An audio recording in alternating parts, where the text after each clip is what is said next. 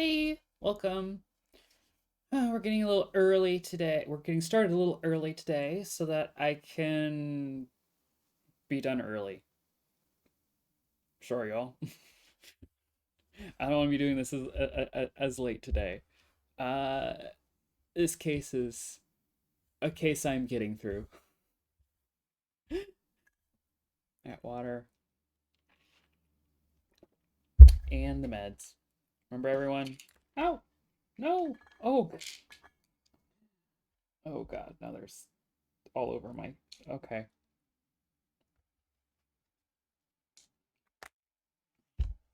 Um,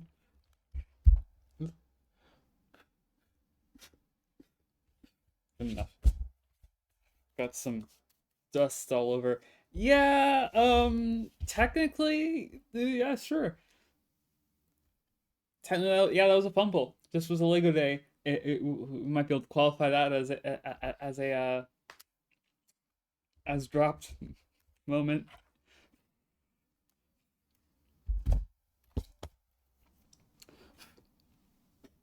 But yeah, ah,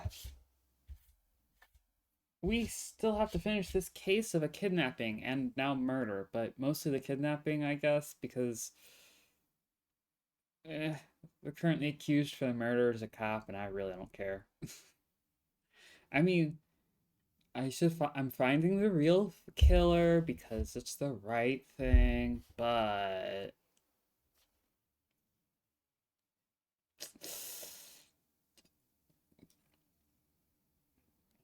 yeah. Yeah, yeah, let's get started so we can finish this case. I don't think there's that much more in this case. I have no clue, honestly.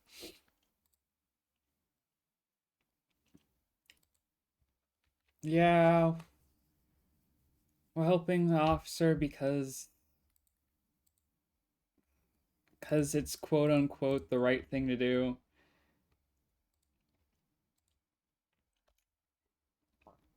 Yeah. Hey, Nat.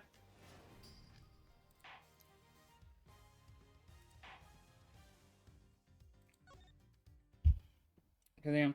Oh, also Thursdays have been not working out, so you'll notice I have taken uh I do not have Thursday on the expected schedule. Hey, 5 months. Thanks, Nat. But yeah, does not mean we won't be streaming on Thursdays. I'm just if they happen, they happen. But yeah, March 13th, 2:34 p.m. Wild Wild West area. Hey, look, it's the cat. Wait, somebody somebody asked to see the cat in high res pixels. Looks like we got the boot again. Lance safe. The focus of the investigation will shift solely onto the murder. You mean the infighting between the kidnappers? Oh, yeah, wait, did we find the kidnapped? I forgot. I forgot that legitly. Oh well. Alright, good luck with Minecraft Hell. Be safe. Don't die. Miles, my boy. Tell me it's true. Tell me that you've really found my boy. Yes, Mr. Mono. We found him earlier in the stadium. Yeah, I forgot we found the kidnapped. So I guess we did solve the kidnapping. I guess we are just here for the murder. Oh well. Then my little Lance is unhurt? He's not exactly the picture of perfect health, but his life is not in danger. He's being questioned right now by Agent Lang. Poor Lance. Must have been so horrible for him locked up I don't know. Damn it. See, there's a police officer in the way again. I want to talk to the cat. No.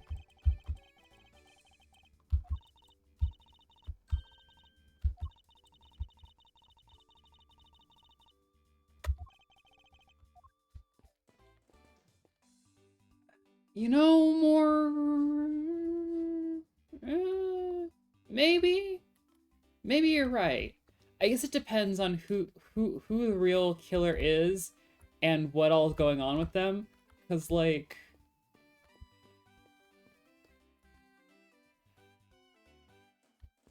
if it's rich on rich violence, then I'm good with that.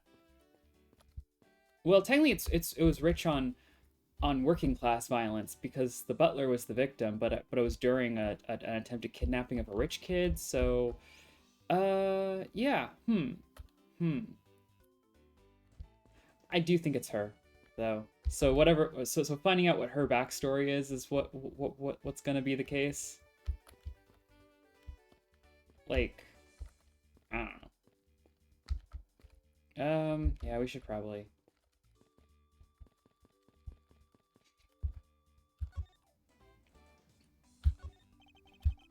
Miles, my boy, I can't thank you enough. It was nothing. I'm still in shock over what happened to Oliver, but I have to say I'm relieved that Lance is all right. Oh, that's right. I mustn't forget to pass this on to Lance as soon as the police are finished with him. A letter?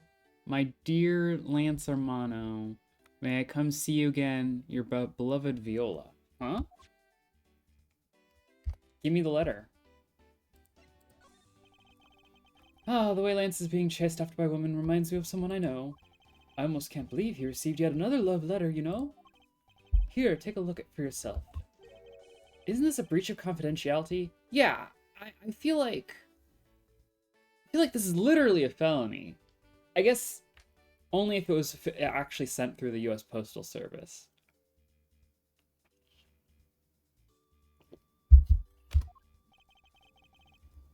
Tender Lender Loan Company. Wait a second.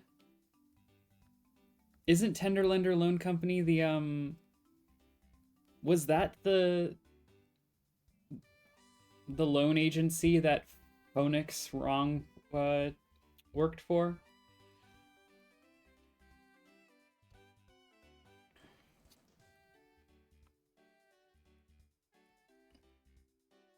Huh. And was Viola one of the characters? Or was Viola the dark and dreary woman also? Or is that...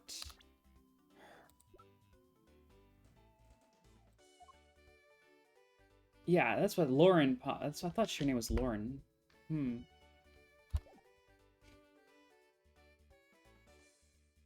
Yeah, it's been a hot minute, yeah.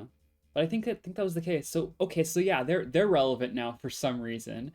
You can't. Okay, so at a certain point, this case has some of the worst NPCs in any case, and then on top of like its original NPCs are some of the worst NPCs. It has some of the worst returning NPCs, and then also we're just getting a bunch of just like past characters thrown at us.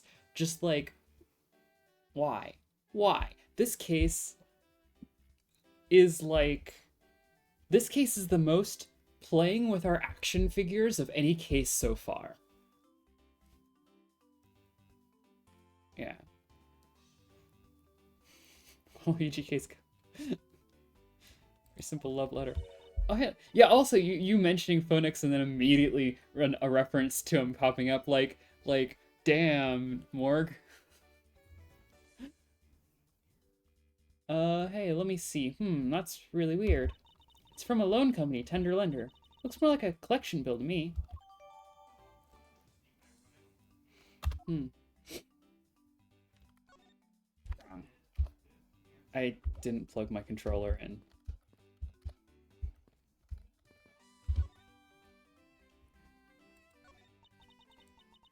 He loves me not. He loves me not. Oh, that's the 12th one. No, you can't give up, Lauren. Just one more try. Yeah, Apollo threw the dodgeball fast today, you're right. Excuse me, but I can't help but feel a bit sorry for all the flowers you've gone through. I suppose if they were me, then... I believe you said that you are Lance's girlfriend when we first met, correct? Yes, I am, but... it's not like we both think of each other as lovers. But he did give me this ring, so I guess we're not just friends either. I mean, because this isn't just any ordinary ring. No, it's a ring pop. It's a... I do have to ask if she's actually a girlfriend or if she just thinks she's a girlfriend. Like, do you think Lance just gave her a candy ring pop with the same intention as handing someone a pack of M&Ms, or like, you know? I mean, she's even licking it. It tastes so sweet when you lick it. Oh, it's so wonderful. You mean to tell me that he gave you a lollipop ring? So which is it? Have you guys not decided if you're going out, or is it just one-sided? Decided. Shouldn't the parties involved naturally just know? Wait, no.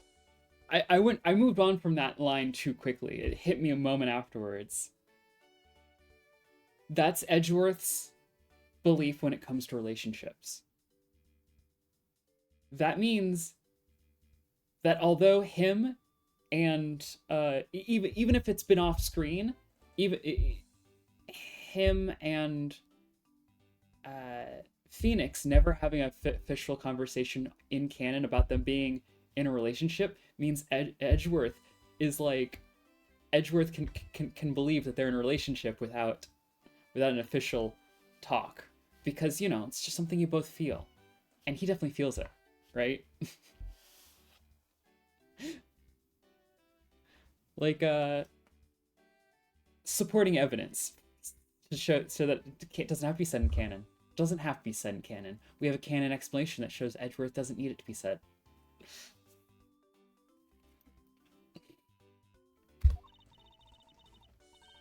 So Lance and I grew up together, and said it out loud. I don't see how that's anything to be embarrassed about. So your father was an employee of the Amana Group. What did he do? I heard his job was to fly around the world. On Pegasus? That... okay, girl. Pegasus? Oh, Pegasus was the name of the airplane. The airplane belonged to the company. Okay, this better not be the same airplane company that we just got away from. I do not want. This is as close as I'm getting to referencing it. Gone. You had me there for a second. But now it's all changed. My father, he isn't around anymore. Oh, I see. About 10 years ago, he rode in Pegasus off to somewhere and never returned. Riding Pegasus to whereabouts unknown. Sounds like the stuff legends are made of. It's been so long, I don't think I'd recognize him if we were to ever meet again. Okay, so... if this is some revenge plot because her father's dead because of the rich people who, like, broke safety regulations or something, then yeah, I want to just frame Meekins. Can we just frame Meekins? Heck, can we take down the rich guy also somehow? I mean, I'm okay with that. It's been so long, I don't think I'd recognize him if we were ever to meet again. Ow, ooh.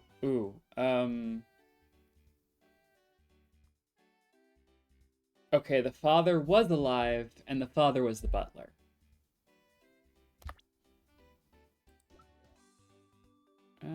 Where's the butler? Oh, there. Oliver Deacon. 1950. Also, there's that looking appropriately. Yeah, I mean, Oliver Deacon's the only older guy. I mean, definitely not Shiling Long. I mean, he's only 8 years older than Lauren. So yeah. Huh.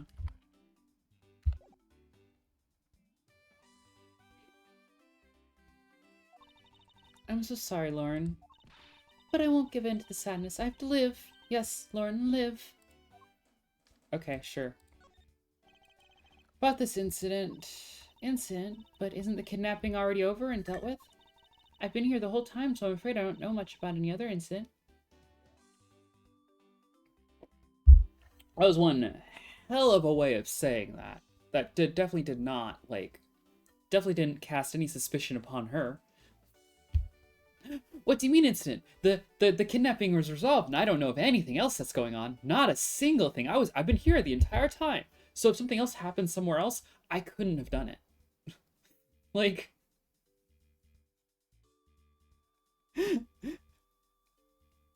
wearing a t-shirt saying I am not the murderer is is raising a lot of questions already answered by the t-shirt.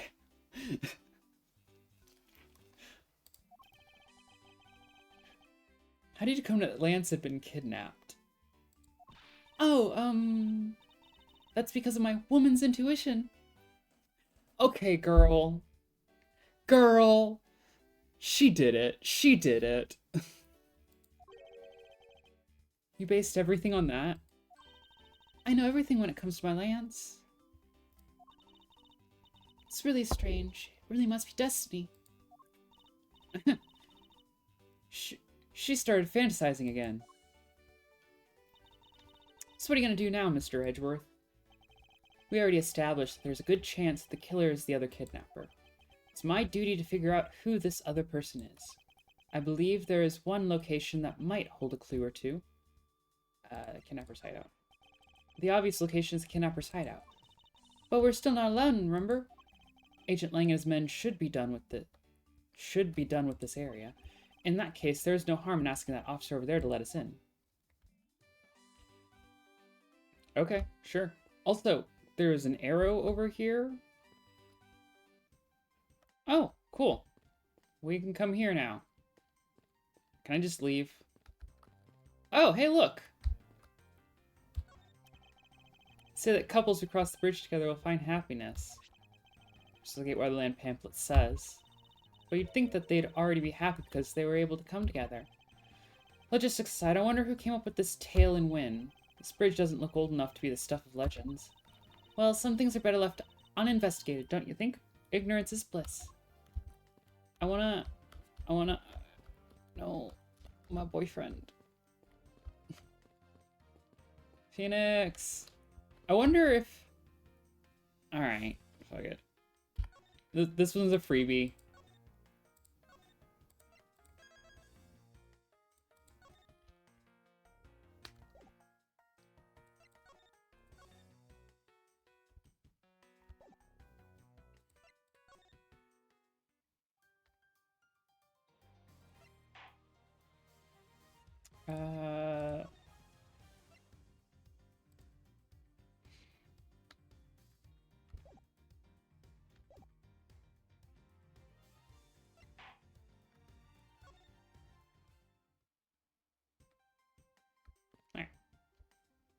I want to see them in unpixelated real quickly.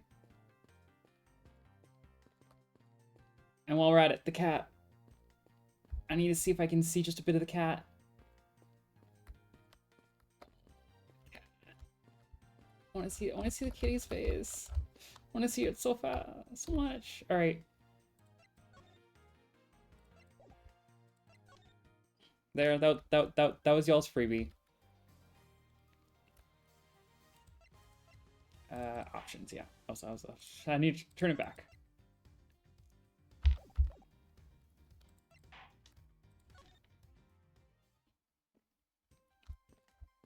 Yeah.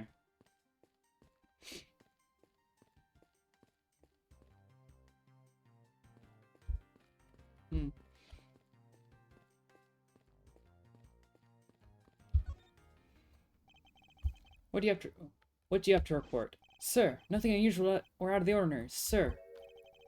Where have I heard such redundancy before? Is it possible for you to let us take a look around inside? Sir, Roger, sir.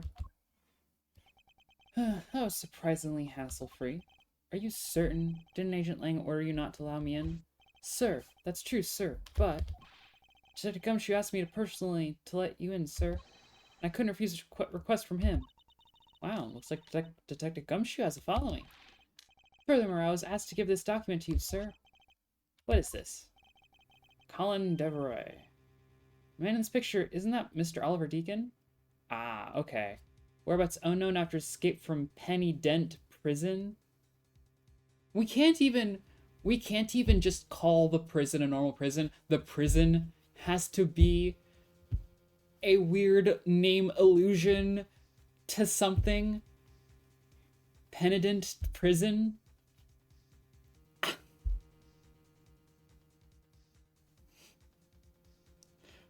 Why can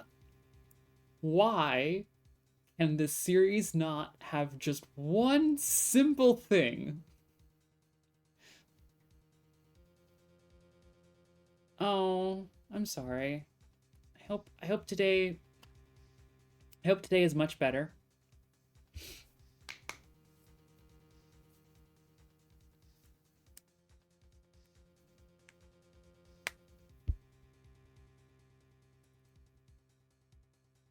Also, I have no clue what chat's being censored on there, but all right.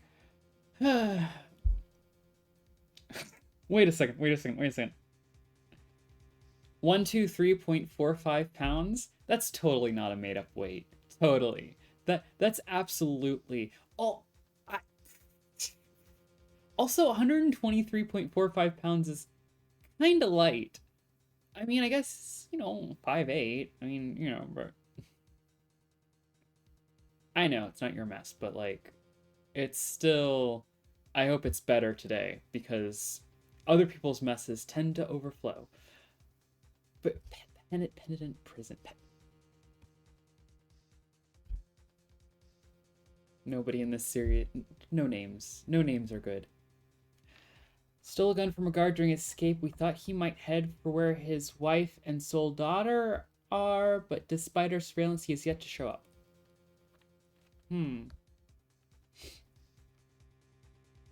Yeah, so he's Lauren Pop's father, I guess, and I don't know. Oh, okay. Okay, fair. Fair. Self-censoring. I was just curious cuz like what is Twitch and or OBS censoring?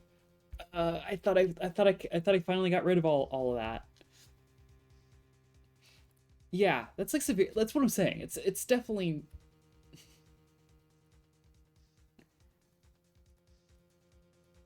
Yeah, that's what I was saying. Like 5'8". That's in the 120. I mean, like I'm a bit I'm a bit heavier than that, and I'm not exactly not exactly I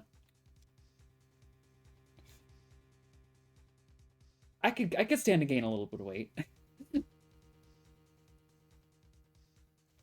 Man's picture, isn't this Mr. Oliver Deacon? But the name here says Colin Devereaux. That's the same name as the one on the back of the pendant. It appears that Colin Devereaux has his... Wait a second. Also, the pendant's a horse. Maybe a Pegasus, perhaps? I mean, if you squint and just kind of, imagine. But yeah, because, no wings.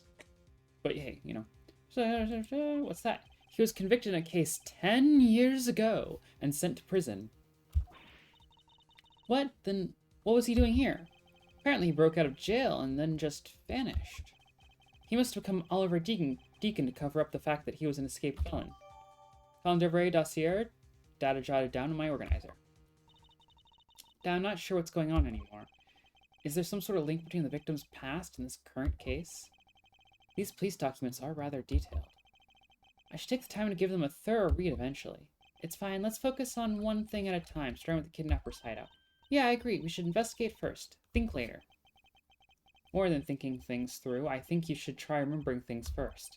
Now then, if you could please unlock the door, officer. It was locked up until a little while ago, but since then the door's been wide open, sir. I'm not sure I follow what it is you're saying. Care to explain in a bit more detail? Sir, the door was locked down tight when they went to check out the room. So they got about 10 officers to help out and break the door down, sir. I see.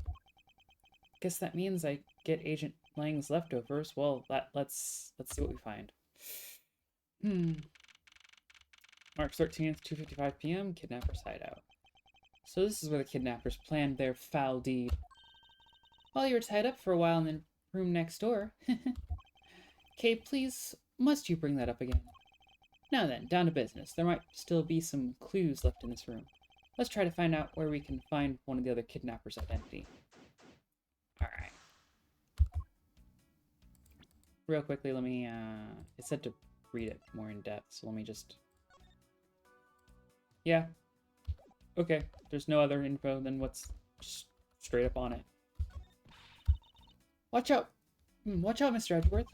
It's a broken mirror. It probably came from the haunted house. Why is this here? Are they planning to repair it? Sign advertising the photo rally, something I have absolutely no interest in. Yeah, but I do, and I'm gonna get my hands on the rest of the Badger family. You'll see. She definitely brings a decidedly different atmosphere to a criminal investigation. I won't rest until I've inspected every suspicious-looking nook and cranny. I wonder what this key is to. You got me. It's probably keys to the Badger mobiles. Reminds me of the key we found in the other room. That's it. This must be the key for one of those trapdoors. I don't know. It wasn't a trapdoor. You can only call it one because... Quite literally jumped into it. Hey, but isn't that what you're supposed to do when you see one?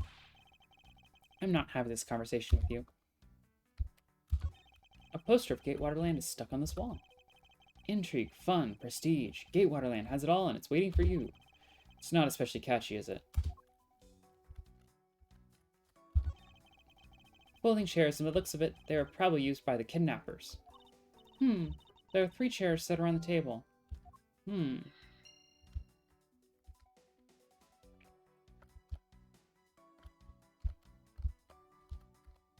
And 3 coffees. Okay, the 3 coffees is a better clue.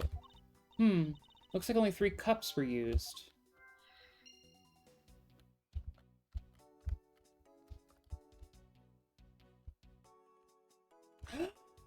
No, Lance. Okay, so I think Lauren is a co-conspirator, but Lance is the killer. Yes, we can put a rich boy behind bars.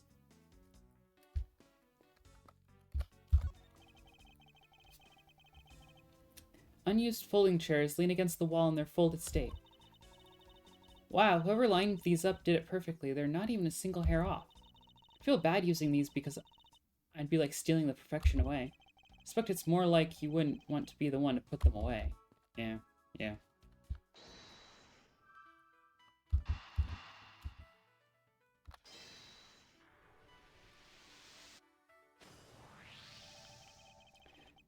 The common denominator between the cups and the folding chairs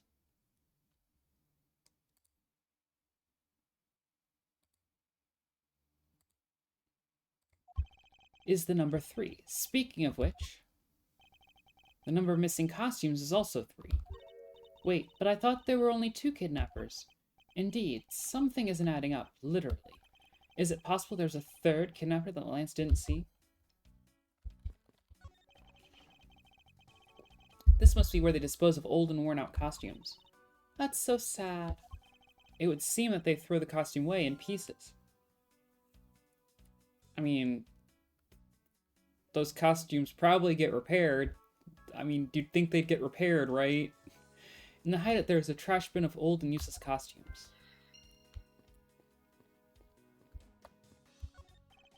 Beyond this door is where the kidnappers held you after getting the jump on you. Must you keep reminding me? But isn't the room where I got to see your awesome face? What sound effect is that? You didn't need to remind me of that mortifying moment either.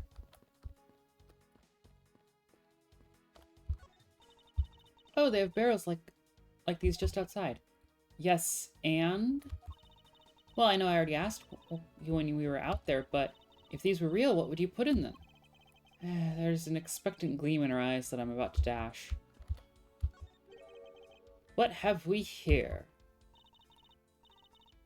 Looks like a sword. A broken sword. Strange. Why would it be broken like that? It was what you were hit over the head with. Swords don't usually break on their own. That's true. Alright, then let's think about it in this way. Maybe it broke when someone was trying to use it for or on something. Hypotheticals aren't going to get us anywhere. Perhaps we should think more on this later. Do I have to? Nope. Hey, there's a trapdoor in this room too. It's not a trapdoor, it's an entrance to an underground passage, Kay. I mean, potato. I mean, trapdoor really just, at its core, just means door in the floor, you know? You know that. Door leading to the outside world was locked, so Lance must have escaped his prison through here.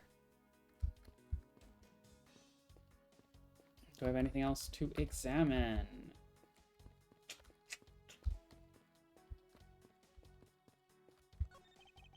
This door is thoroughly broken thanks to the police who forced it open. I won't rest until I've inspected every suspicious-looking... Oh, okay. Yeah. Doorknob... That doorknob handle thingy is looking pretty beat up. I suppose that's what happens when 10 officers break their way in with brute force. Hey, that's odd. The lock on this is clearly fine. Look, not a single dent. But how's that possible after what that officer told us?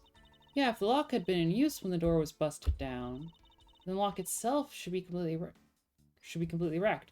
Oh, so the lock... Okay. The sword was... Yeah. I got it. I get it. I'm just gonna... The panel that hid the entrance to the underground is propped up and wide open. Be careful of where you step, Kay. I only fell into the other opening once, you know.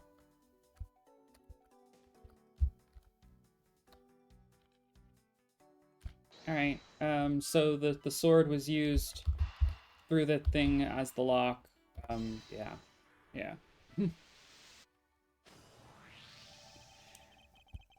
It's a bit strange that the police had to force their way into an unlocked room.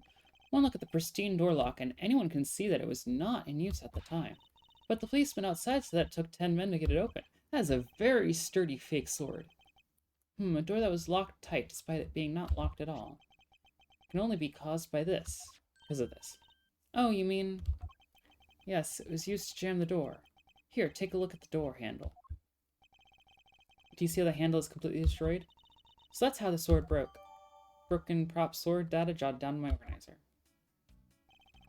Thought that we might uncover the true identity of the kidnappers, but instead we've only uncovered more questions that need to be answered.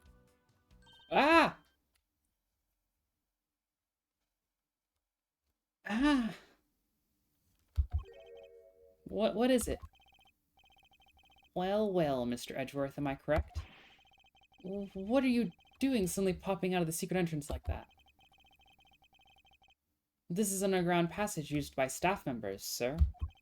We Badgers also make use of it in our duties. Look, why don't you get out of there first and then we'll talk, okay? Ah, I beg your pardon, miss.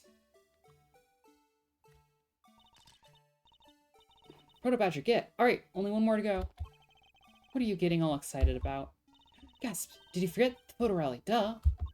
See, look, now all I have to do is get a picture of the bad badger and I'm done. Ah, yes, I vaguely recall a contest or something of that sort.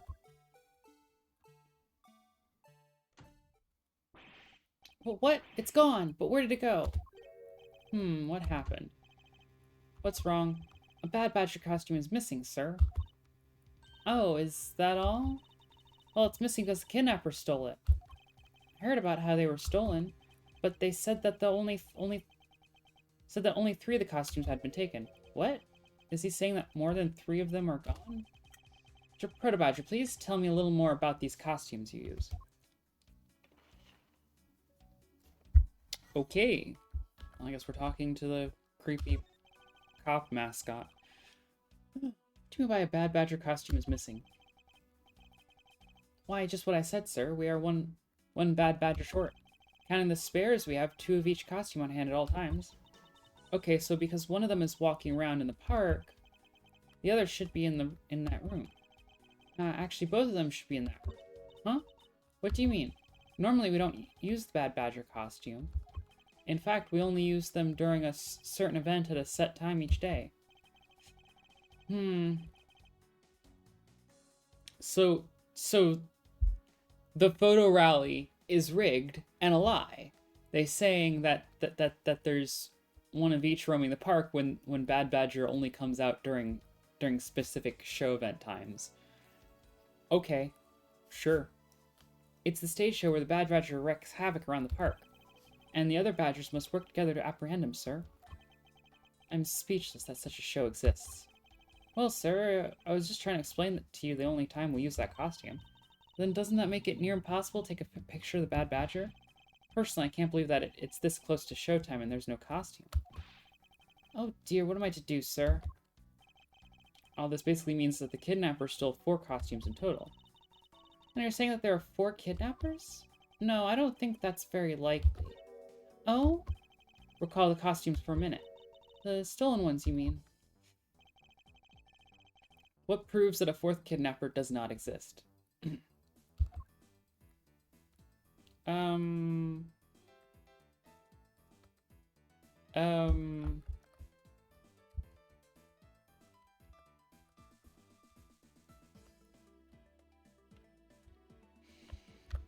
I don't know.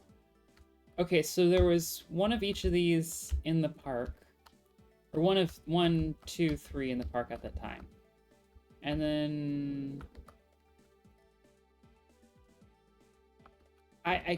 it's either this or this. I just can't quite get the logic on either side completely correct.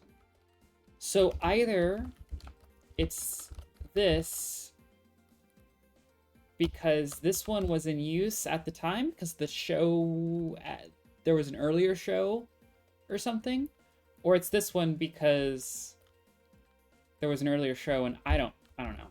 I'm just gonna try them both.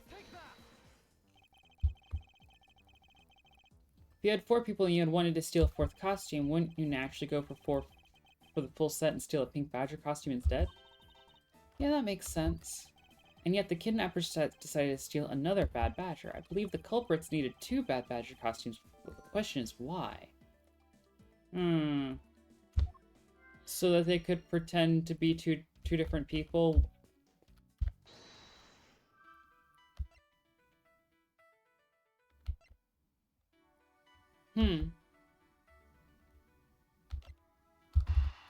I'm just gonna try this real quickly just to see if it does anything. The second Bad Badger costume, I believe it may be closer at hand than we think. What do you mean? That costume in the trash. Wouldn't you say that it's wearing some very telltale pants? Hey, you're right, let's get it out of there and take a look. As I suspected, it's a Bad Badger costume. Well, minus the head. I won't rest until I've inspected every suspicious... Okay, yeah. Oh, look. The big obvious... Oh, look, its hand is hurt. Oh, wait. Is there a hole in the hand because the killer had the gun and fired the gun while wearing the costume, and so there's a hole where the gun fired through the... Yeah, I guess. Sure. Its hand is hurt. Looks more like something was ripped off of it.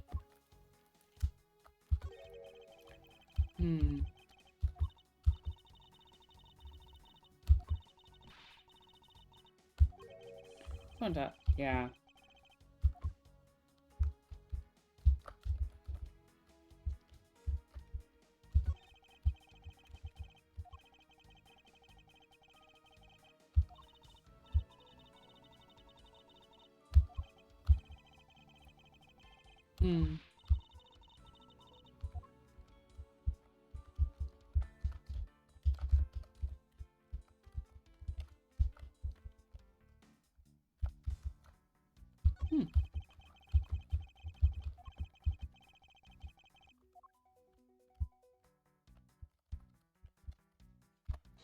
Can I try... And I have a gun, right? Or something? No? Maybe not gun. Maybe it's,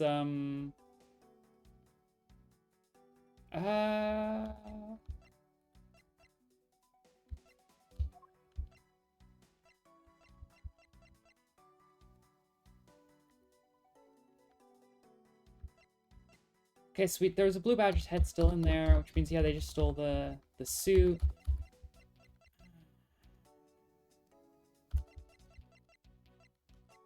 What about...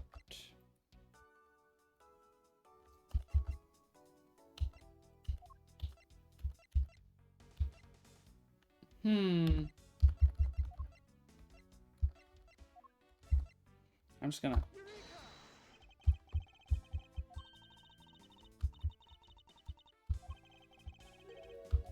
Okay, well, maybe I'm just done with this. Maybe I don't need to actually...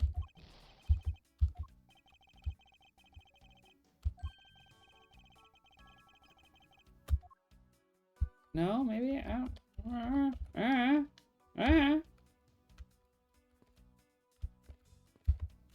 Okay, so no, yeah.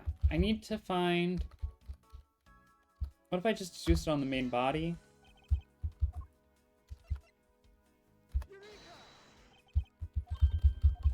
No, okay, well... Ow! Okay, so... It needs to connect to one of the pieces of evidence somehow.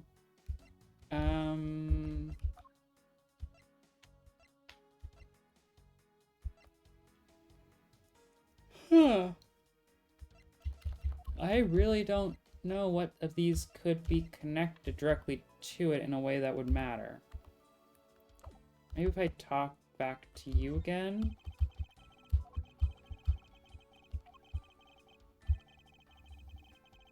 Oh, Edgeworth famous? Really? I don't know. Always been very active in the community, I hear. Wow, I didn't know you were such a celebrity, Mr. Edgeworth.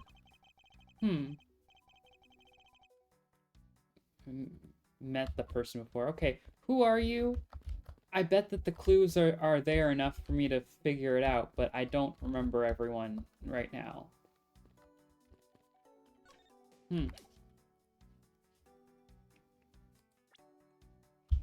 Let's see. Okay, so...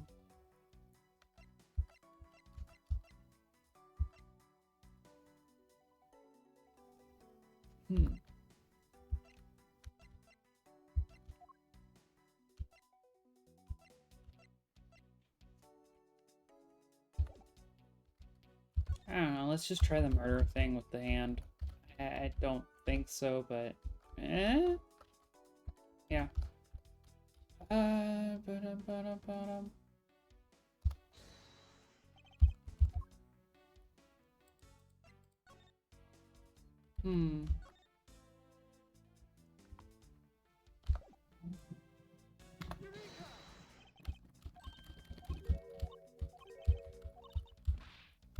Okay, this keeps hurting.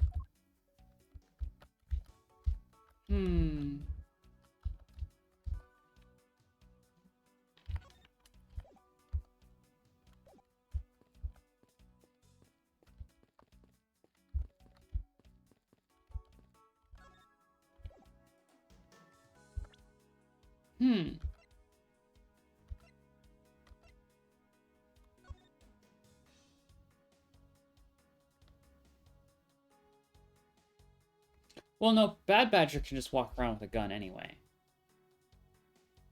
So, I guess there's... No, but he can walk around with a gun, but he can't really fire it through the hand, so the hole's there so that he can hold the gun. So it's less the gun had to be fired through the hand and made the hole, it's more that the hole needed to be made so you could fire the gun, I guess.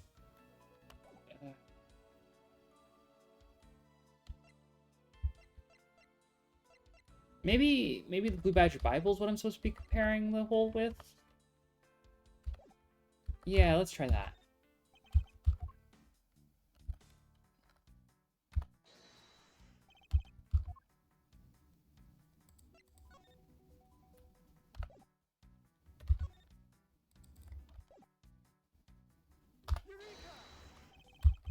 Ah, I believe what we have here is an inconsistency. Between what? Look carefully. Our costume is not holding something in its right hand that it should be. Oh, the gun. Like, is the gun sewn into the costume? Did the gun have to be physically ripped off? Precisely. The Bad Badger was designed to always hold a gun in his right hand. Hmm. You there, did you remove the gun from this bad badger's right hand? No, I did not, sir. The gun is supposed to be securely attached to the costume. As I thought, the rip itself confirmed my hypothesis that the gun was forcibly removed. Mr. Proto-Badger, the gun is, of course, not a functioning weapon, correct? Absolutely not, sir. It's just a model gun. However, it can fire blanks. We need to use them for the stage show. So, I mean, you know. It seems that a kidnapper also had a need for the model gun, my dear costumed friend. So, okay, you can, in fact... How is... Sure, it's sewn in there, I guess. Oh, yay. Complete. I think we're about done with this room. So what's next? Well, we found a few answers, but there are still a few things left that we have to ask a certain person about. Let's go, Kay. March 13th, 3:34 p.m., Wild West area. Mr. Edgeworth, sir? Gotta hurry, sir. Come on. What is it, detective? They found a blue badger costume down in front of the main gate, sir. What? Isn't that what one of the kidnappers was wearing? Bingo. That's why you've gotta come to the main gate with me right now. If we hurry, we still might be able to get there before Wolf Boy does, sir. Alright, let's make haste to the main gate. Cool. Oh, new section. Probably the last section. I think. I hope. I don't know. Ladder. Final confrontation former. Okay, so... There's gonna be 2 parts? Final confrontation former means whatever. Well, March 13th, 3:45 p.m., Gatewaterland, main gate. Where's the costume, Detective Gumshoe? Just on the other side of the fountain, sir. Right there. Oh, look, wings! Aha! So they came off of the... Wait a second. No, that's an entirely different pendant. I don't... Was it out here in the open all along? No, it was discovered in the tall grass back there. We moved it out here in order to examine it more thoroughly. Then let's get down to it. I won't rest until I've inspected every... Yeah, your usual line. Start with the obvious. What do we have here? Oh, it's another pendant. That's 2 treasures in one day. How lucky is that? And hey, this pretty baby's made of platinum silver too. Another pendant on top of the one we found on Mr. Deacon. Is it possible that these 2? Hold it right there. Hands off, Mr. Prosecutor. You sure know how to cross the line, don't you? Pendant, huh? This is a very decisive piece of evidence. How can you tell? Look here and read off what you see. Lauren D. Lauren? Hey, it's a name that's engraved on this. Oh boy. Miss Pops. We are not even... We're... yeah, Miss Pops. I feel like we're not even trying with this piece of evidence. Though I feel like someone was like, but logic is hard. We have to like spell it out for people. Lauren D. We're naming it Miss Pop's pendant, but it says Lauren D. Sure. Miss Pop's first name, as we know, is Lauren, but D is not, like, this is... She could deny it, because... Well, here, let me, she should deny it, girl, because...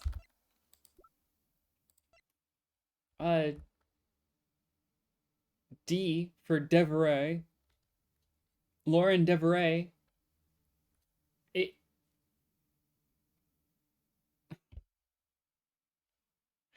Why would you have... What? And I guess because she wants it back, but like, you know,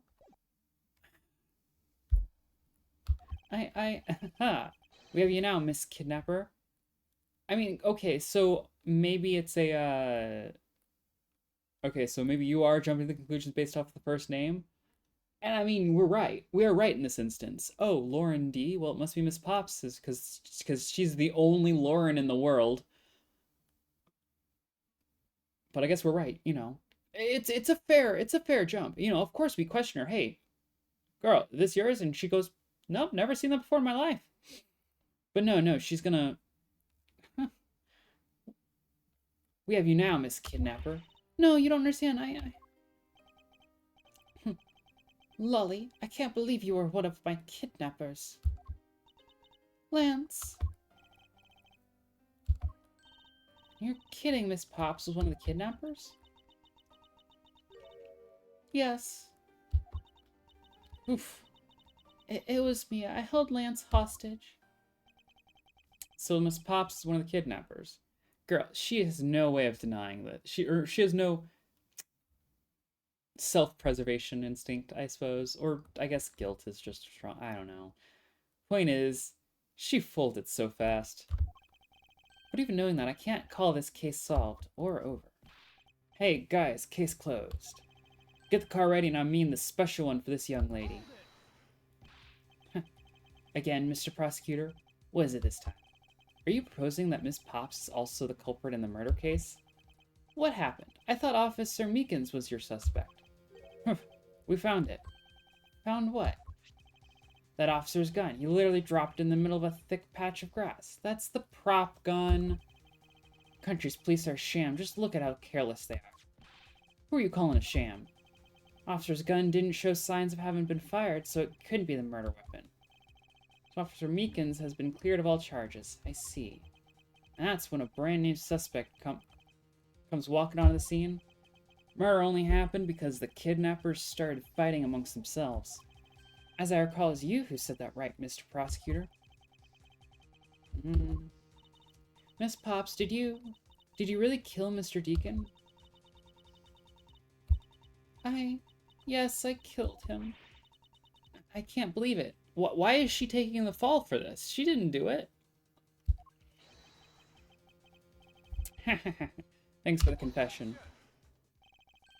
Agent Lang, it's much too early to declare this case closed. Look at you, so sure of yourself. Got the culprit's own confession, some very incriminating evidence. We get to jail a rich boy. What more could you ask for? Miss Lauren Pops. Yes? I want to hear it from you. Tell me your side of all that has happened today, from the kidnapping to the murder. But why? I'm a kidnapper and the killer. Isn't that enough? Why is she trying to cut her hair off? It's fine if you're the one behind everything, but only if that is the truth. Now then, will you tell us the truth? Is her cutting her hair off some, like, advanced level, like, Gift of the Magi joke or something? Like, she's taking the fall because her boyfriend, the rich kid's the actual killer, and so she's trying to give him what he wants. I don't know. The fact that my brain went there at all is maybe either a testament for that the reference actually is solid, or that my brain has really been fucked up by this series.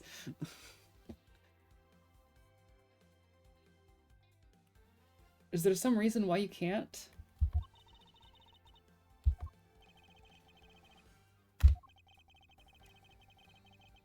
How to change your heart? I think I'd enjoy seeing you sulking away as the losing mutt. Alright, you heard me. Let's hear about all the evil deeds you committed today. Miss Pop's confession. The one who came up with the kidnapping plan was the butler, Mr. Deacon. We knew that we could get rich by holding Lance hostage. Mr. Romano would pay anything to get his son back, after all. Everything was going according to plan, but as soon as we got the money, Mr. Deacon turned on me and tried to kill me. There, are you satisfied she just confessed to her crimes the second time? At least you have the guts to admit when you what you've done, I can at least respect that much. Miss Pops, is what you said really the truth? Yes, it is. If that is the truth, it certainly isn't the whole truth. Because there's something that seems a bit too improbable in her confession. Miss Pops' confession.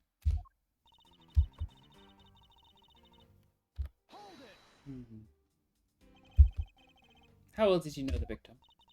I have spoken with him only a few times at Lance's house. A few times, that's it. Yes. If they only met a few times, I don't see how they could have trusted each other. But if you hardly ever talked, then how could he trust you not to steal his plan? It's completely irrelevant. He was planning to betray her from the very beginning, which is why he chose someone he wasn't especially close to. Isn't that right, Sheena?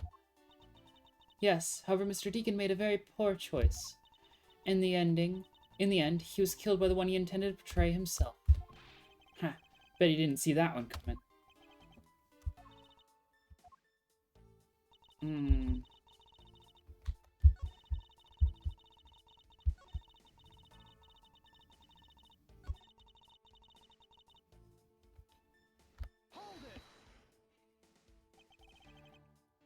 Why do you think he did? I have no idea, but maybe he had planned on doing so from the very beginning. Miss Pops? Wait, Mr. Deacon planned to kill Miss Pops from the very beginning? Was that ever really likely to happen? What should I do? Yeah. I'm sorry, but I don't think what you just claimed is all that likely. Huh? I don't think Mr. Deacon would have ever been capable of killing you. But why? We were total strangers. It's not uncommon for people to kill each other over money. Miss Pops, you really are clueless, aren't you? What do you mean?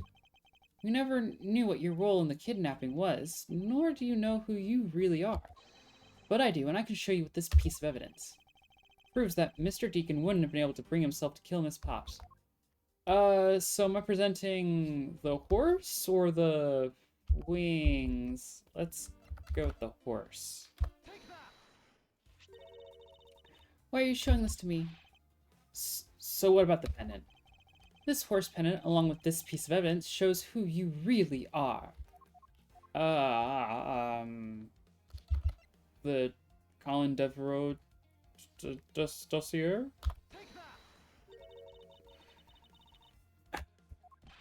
Okay. Okay, then the wing pendant.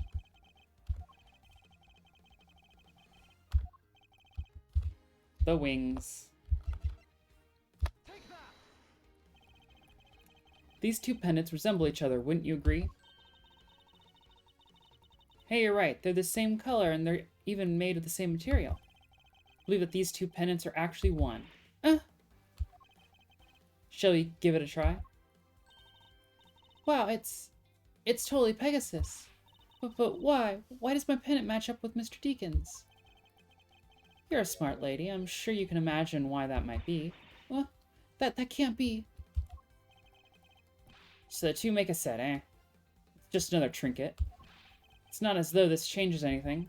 You lack imagination, Aisling. Very well, I'll show you with this evidence. Yeah, we're taking the long way around on this one, I get it. Because only gives me the Pegasus pendant. Now we show the dossier, right? Yeah, okay. Oliver Deacon was just an alias for this man. His real name is Colin Devereaux, the name that is etched on the horse pendant. What? An alias? I suppose he had to hide the fact that he was a felon somehow in order to live. And it makes sense given that what is written in Mr. Devereaux's dossier. But what I really wanted to point out was this. This specific section is what reveals the true meaning.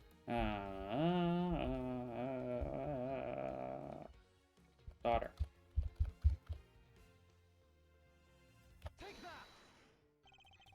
Mr. Devereaux had one daughter. Yeah, Lauren. And her name is... No, his name is Lauren Devereaux, but, like, she changed it to Pops or something. That's a lie. That person was not my father. He couldn't come out and tell you he was your father because he was in hiding. However, I believe he was trying to secretly watch over you. Do you still believe that a man like that could kill the daughter he was separated from? Or even that such a man would allow his daughter to get involved in a kidnapping plot? And what is so funny, Agent Lang? You're good at making things up in your head and deciding it's the truth, aren't you? What are you trying to say? Your thinking is much too innocent. After all, I've thought of another possibility. Is that so? Well, let's hear it. Another possibility? I'll grant you that the two of them are father and daughter, but isn't it possible that they both knew that fact? It was no coincidence that the reunited pair became involved in the House of Amano, and the two of them made good use of their meetings to plan this little kidnapping. Wouldn't you say my scenario is perfectly probable as well? I mean, but then why did they double-cross each other, you know? So this is his version of how things might have happened. Don't have any proof that they didn't know of their true relationship, right? And you're saying that the two of them committed the kidnapping together? That's right. Also as one really rotten family. Is that really what happened? I'd better take a long, hard look at the evidence. No. No, it's not what happened. But, you know. Okay, the two of them are father and daughter.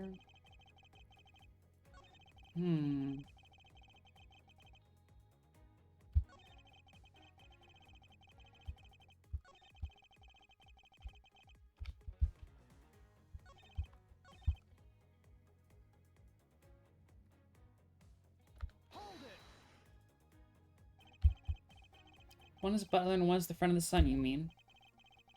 Probably thought that was their best shot. Is that what you honestly believe? Of course. You know how they plotted to commit this crime as blood relatives? Can you think of a better partner? They're certainly a clever pair. Butler and the girlfriend. No one would ever suspect that they were in fact family. Yes, from the very beginning they painstakingly practiced those roles well. I believe you're being a bit too overconfident for someone with no evidence. Am I? Because I don't see you presenting any evidence to the contrary. Sorry. Without evidence, we're stuck in a stalemate. Chilling isn't wrong. The scenario is certainly a probable one. Better hurry up and do something, or Lauren's gonna wind up looking really bad. I know, but first things first. Is Agent Lang's line of logic factually correct?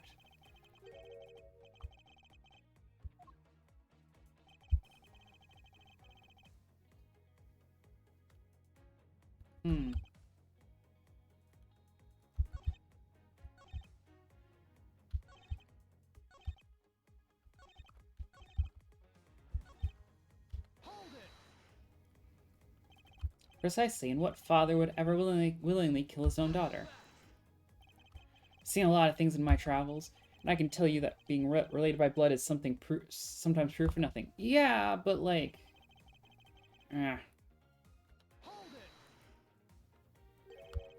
You think they knew? Yeah, I don't think only the victim knew. I think the girl realized it as well. Both knew who the other person was, but they had to pretend like they didn't. Because he was on the lam? You got it. The victim couldn't exactly go around flaunting who he was. Further...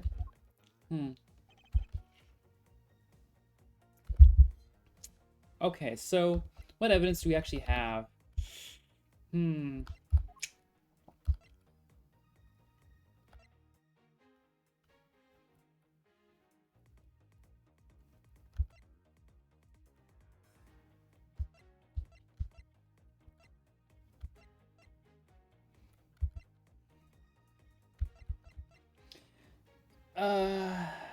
Let me see the dust. Okay, so gone from Carter's hip. We thought he might head for where, but the spider's valence, he has yet to show up. Okay,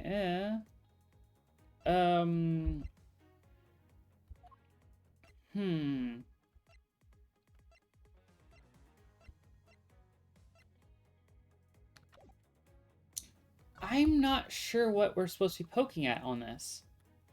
Like, we're supposed to disprove that they knew, but I don't know how. I don't got evidence that really shows that they didn't know.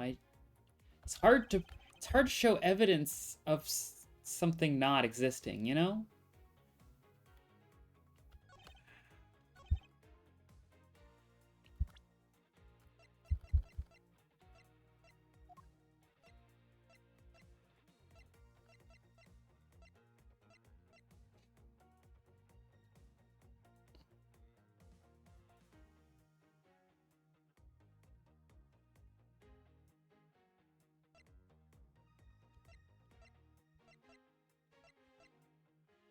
Hmm.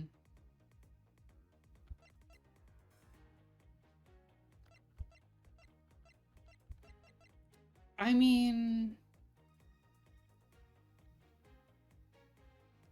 I guess present the dossier because, like, we do have evidence that he didn't go to the house. So, like, when did they meet? I guess is where I can. I guess. Statement just.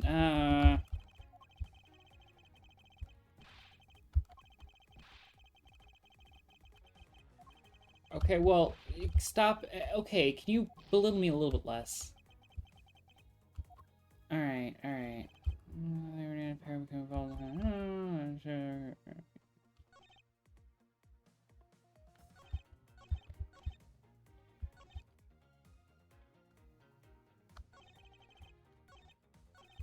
Hmm. So, okay, so the only ways I could really prove that they didn't know each other is if I had something that showed that they had interacted without at all knowing it. But I don't have any evidence like that. Unless we're talking about the dossier. And even that's flimsy. What about... I mean, what if I just present it to all of the different... Maybe I just presented it to the wrong spot? Ooh. Maybe that is... Linksy says... Confidence is like a... Okay. Okay, I was like, this is different, but... Okay. I'm gonna let him lecture you about your self-confidence like that? I don't need to be overflowing with self-confidence, I just need to think rationally. For all, I only need to be confident in the facts. Yeah.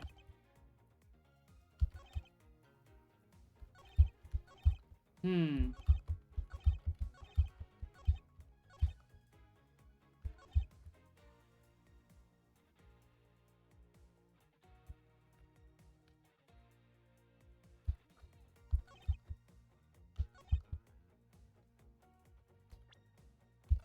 I mean...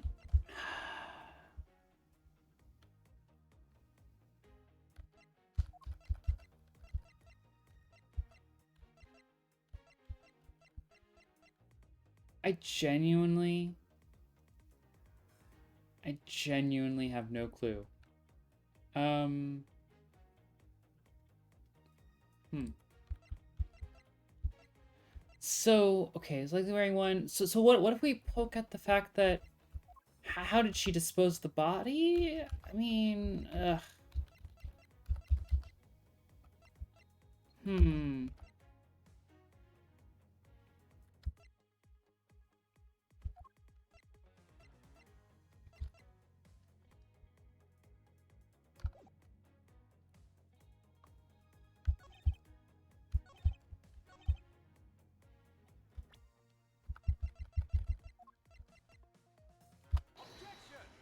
I don't know, again, just...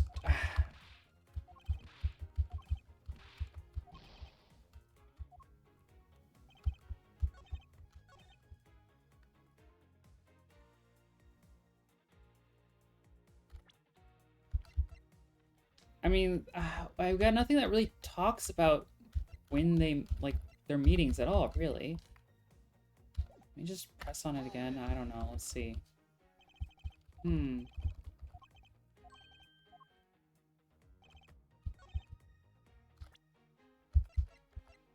What if...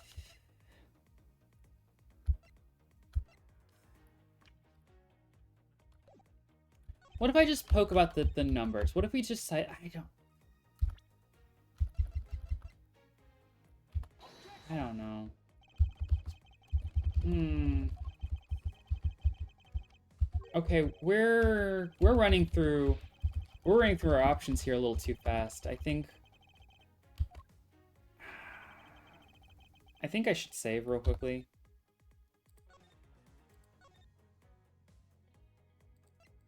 I'm actually just gonna... Yeah.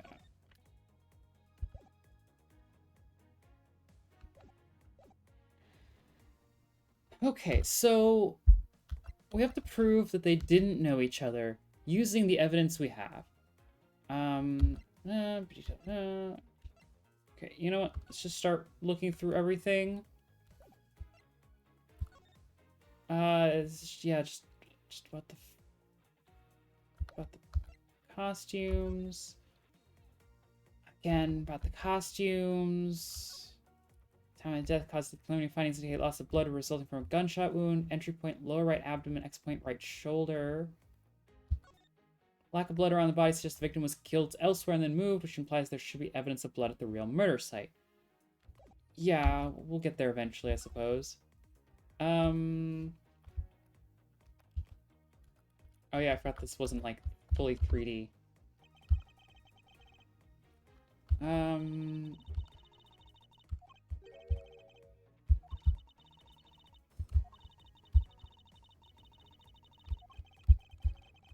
Okay, yeah. I don't need this much talking.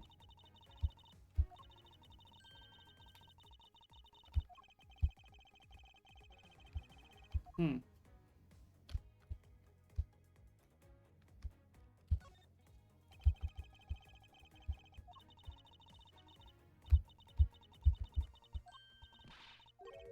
Hmm.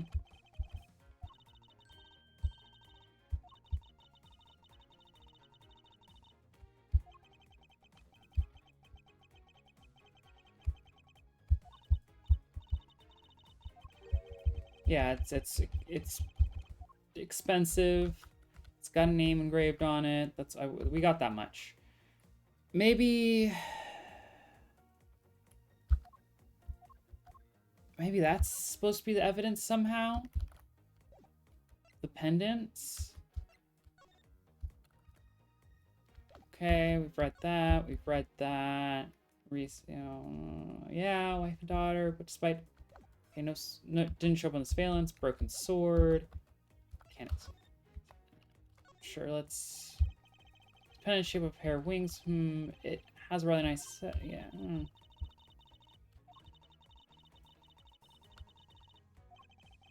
I'm talking about shape K. Oh, is that what you're talking about?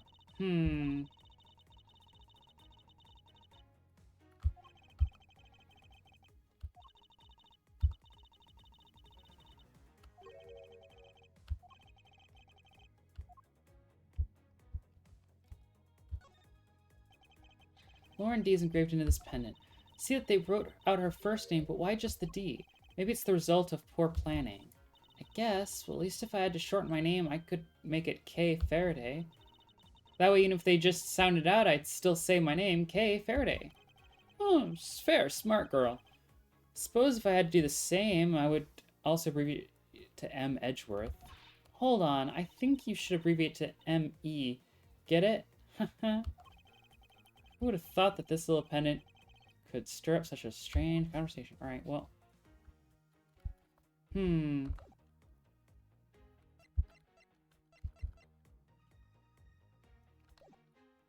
Okay, so maybe one of the pendants is what I'm supposed to be. They both need.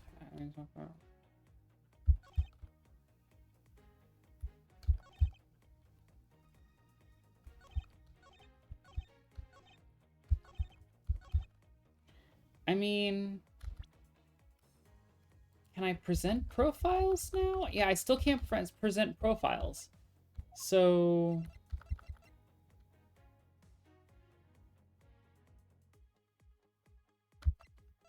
Huh.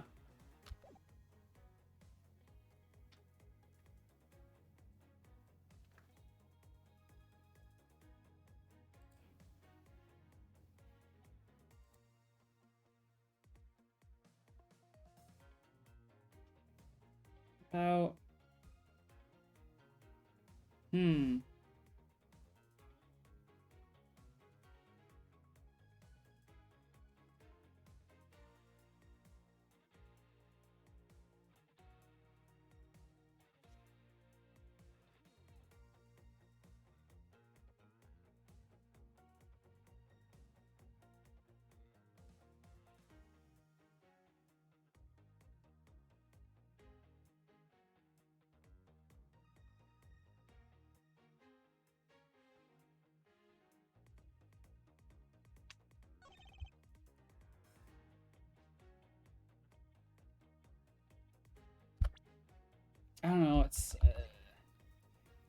Again, maybe you are supposed to be on the 2, because 2 there, and then the, I don't know, costumes. Mm, mm. Ugh. Counting wasn't planned by just two people alone. Doesn't disprove the father-daughter thing, though. Doesn't disprove that they didn't know. This logic chain is not great. What kind of proof do you have of that? Quite simply, there were 3 kidnappers. 3? 4 costumes were stolen from the Wild Wild West area's back room. We found one of them in the kidnapper's hideout, but as for the other 3, we can assume that they were being worn by 3 different people. We also found a set of 3 cups and 3 folding chairs that were used in the hideout. It all clearly points to a 3-man group, and I believe this 3rd person is the real mastermind behind the kidnapping. Who is this mastermind? Presents you the brains behind the kidnapping. Oh. I'm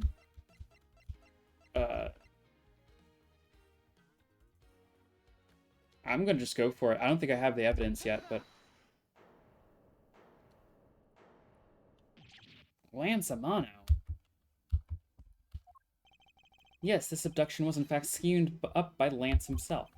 Recall what he said when he appeared before us. Did you see the faces of your kidnappers? No, I didn't see their faces, but 2. One was a woman. However, there were 3 kidnappers, which is in direct contradiction to what he said. But I only saw 2 people. This guy was being held hostage, possibly couldn't see all 3 of them. Ah yes, but when you were being held, I have my doubts about what happened then. Lance, would you mind telling us what happened while you were being held captive? I really don't remember much anymore, honest. But if I don't tell you at least something, you won't believe me at all, will you? That's testimony. All right, well let's get this rich kid in jail, because that's the best way that this case can end. Kidnapped yesterday morning, they had me shut in that room blindfolded the entire time.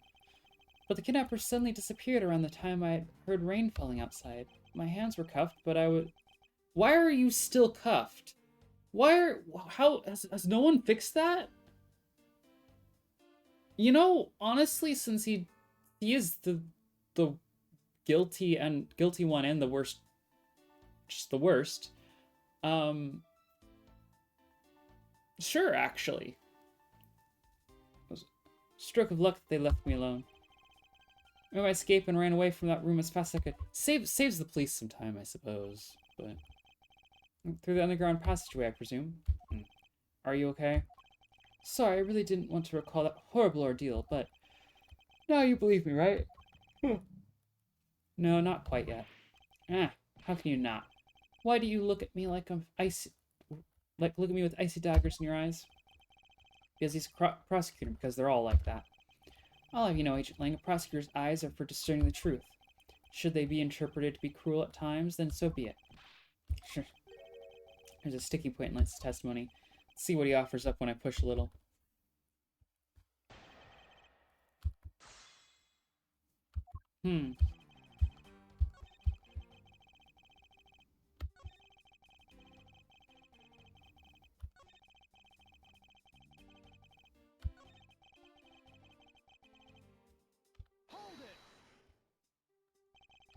How did you manage to escape? I wanted to just get out of there, but the door leading outside was locked, which is why I had to use the underground passageway to make my escape. I remember our escape would be equally as hard. This tells me I mustn't let it go unexamined.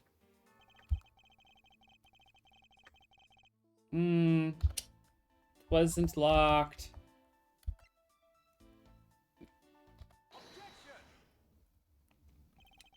Said the door leading out was locked, but was it really? Oh. Talking about that room behind the saloon front, right?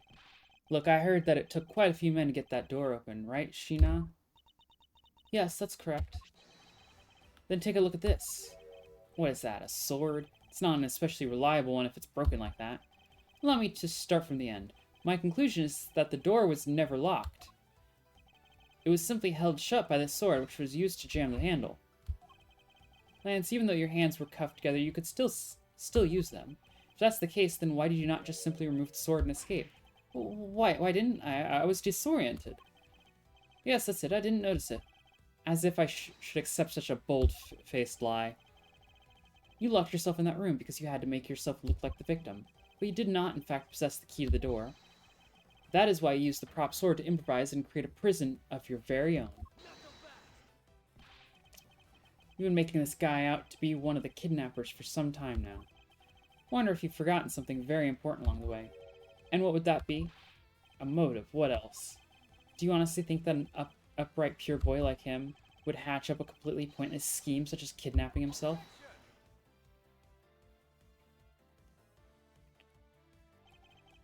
This proves that Lance did indeed have a motive to commit this crime. Oh,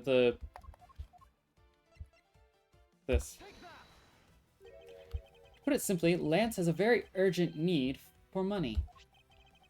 This is hardly your typical love letter. It's in fact a collections bill. Yeah, because, I mean... even if it wasn't a collections bill, it's still suspicious because, you know, his girlfriend's name not Viola. It appears your upstanding boy has accumulated quite a debt. Isn't that right, Lance? You can just get out of the cuffs like that whenever you're, you know, and then you're not actually cuffed, you know? It's like it's hard being the son of a rich man, too. Must be rough when you have to resort to stealing from your own old man, huh? All right, I give up. I abducted myself. Lance! It's over, Lolly. In this life, we really are bound to our fates after all. All I wanted was to go with you to a new town, somewhere where no one would know us. No, you tried framing her for murder. I wanted us to be well off with that $1 million, but now, that dream is over. Oh, Lance. Then you're giving yourself up? Yes, I'd planned to run away with from this world with my Lolly. Oliver even helped us with the plan, but then he had to go and stab us in the back. He turned on you? Maybe he didn't want to split the ransom money, that's my guess. It happened almost right after you made the drop-off. When we were alone, he attacked me all of a sudden. After a brief struggle, I was able to contain him and keep him under control. We left him inside that room as Lolly and I made our escape. We wore different costumes and split up. Lolly left first in Blue Badger costume. That would mean the person Officer Meekins saw was Miss Pops. But right then the old man just had to wake up. I was careless and he tackled me pretty hard from behind. Then Oliver put on a Bad Badger costume. Took the suitcase with the $1 million and ran. Contacted Lolly right away and warned her that he had a gun. They had no idea that they were related, so I thought that it could only end badly. I still don't believe it. That person was not my father. Because if he was, I just killed my own father. Lolly, then it really was you.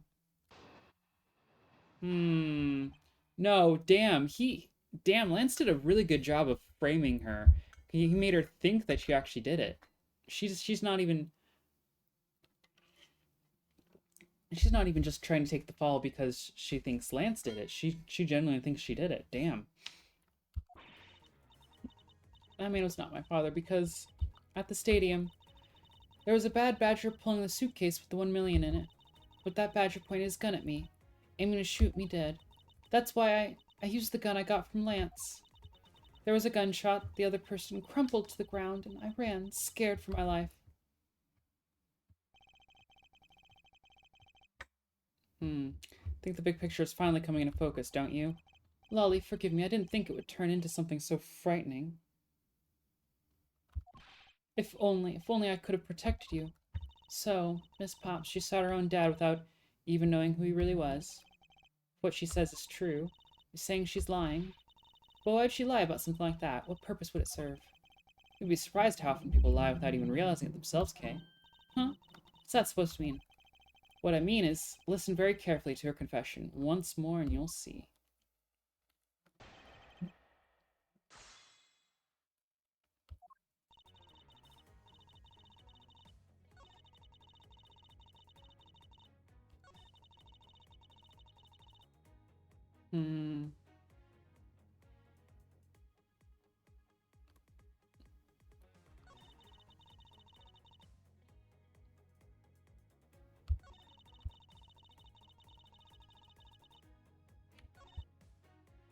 Okay, so, I mean, we're supposed to be pointing out that there was a fake gun, but I don't know where yet, so we're gonna start pressing.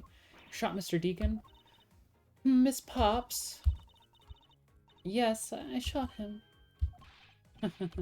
And that, as they say, is that. Alright, Agent Lang. Miss Pops is far from done. She hasn't even finished her testimony yet. Hmm.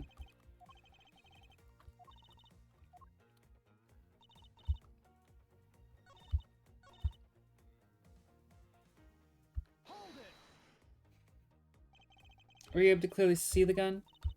Yes, I got a very good look at it while it was pointed at me. Oh, Father, why would you try to shoot me? Do you really think a father would shoot his own daughter, Mr. Edgeworth? I don't know. I don't want to believe it myself, but it's true. My father's left arm was raised with a gun. Ah! Pointed straight at me. About to die, I thought. Miss Pops. He was right-handed.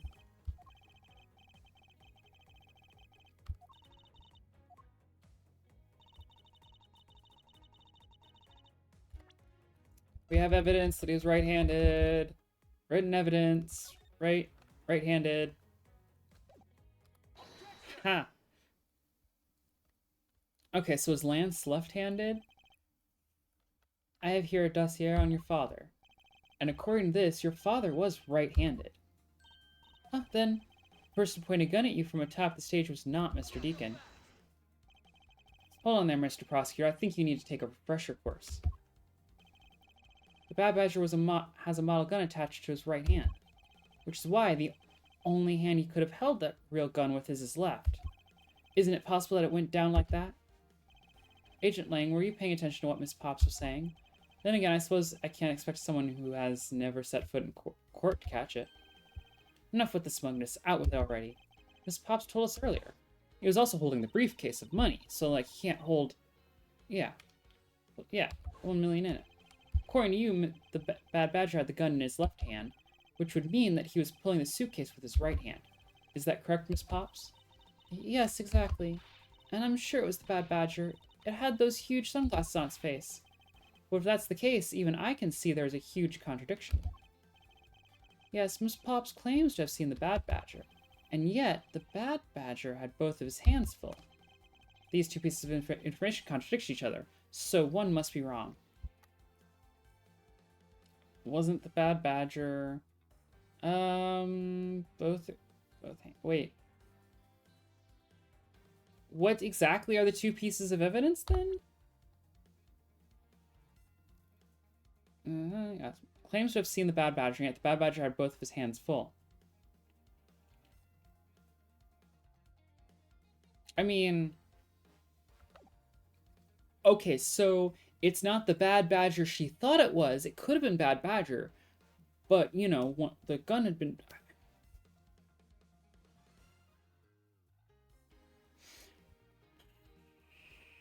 Okay, so...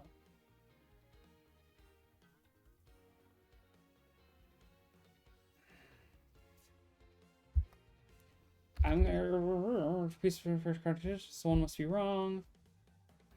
It's the third piece of information that's wrong. It's wrong that... Or maybe it wasn't bad. Okay, so either what we're poking at is that it's not who she thought it was who was in the suit, or it was a blue badger suit with a Bad Badger head. But I'm not sure which direction we're supposed to be going with this. So both are correct. They are both correct. Impossible. Then just leaves us with an irresolvable contradiction. Is that a word? Is that a real word? I mean, like, I understand it. It's not like a complete nonsense word. I understand what's being said, but, like, is that a word? Miss Pops' entire statement rests on the fact that she saw his sunglasses and beard. But what if that Bad Badger wasn't wearing pants on his lower half? This proves that there was a way for the Bad Badger to freely use both of his hands.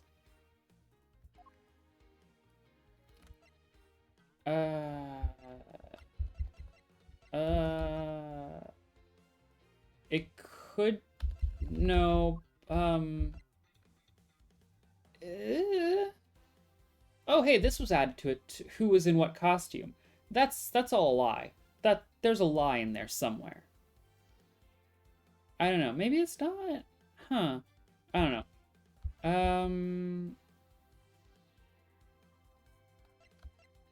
So it's either I'm presenting the head or I'm presenting the missing model. Nah. This proves that there was a way for the Bad Batch to freely use both of his hands.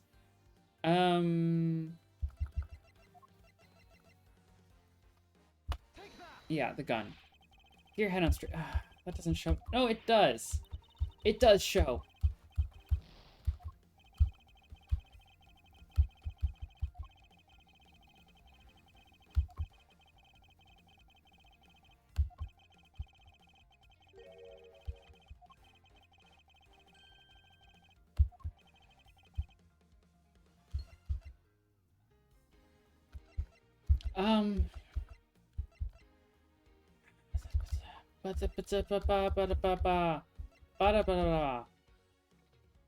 The footprint shaped in lack of bud, love letters, colors are gray. So if it's not that, I mean, it's got to be the head, right? No. Okay. Okay, so.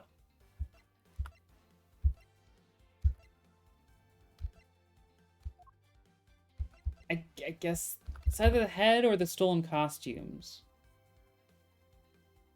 It proves that there was a way for the Bad Batch to freely use both of his hands.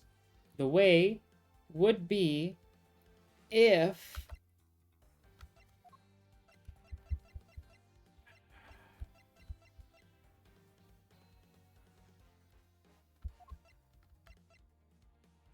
or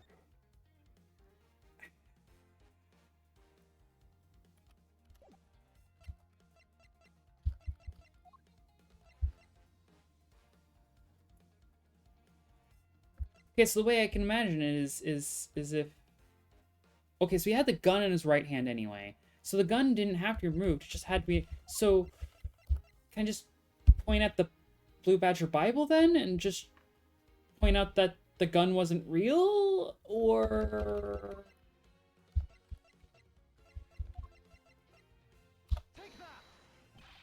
Gear.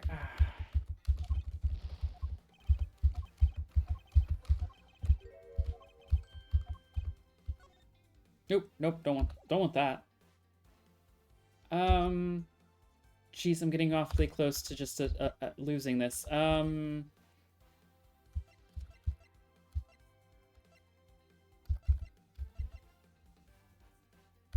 so the Bad Badger costume did not have a working gun. So, like, it was prop guns. The gun that...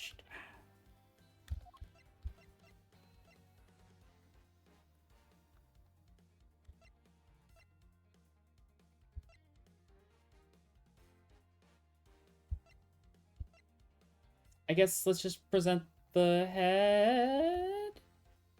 Maybe? Costumes have two parts of them, a head and the body. Oh, I get it now. The head Miss Pops saw was probably really the head of the Blue Badger. However, is it not possible the body was that of an entirely different badger? Different badger? Yes, or to put it more bluntly, I believe it was the lower half of this badger.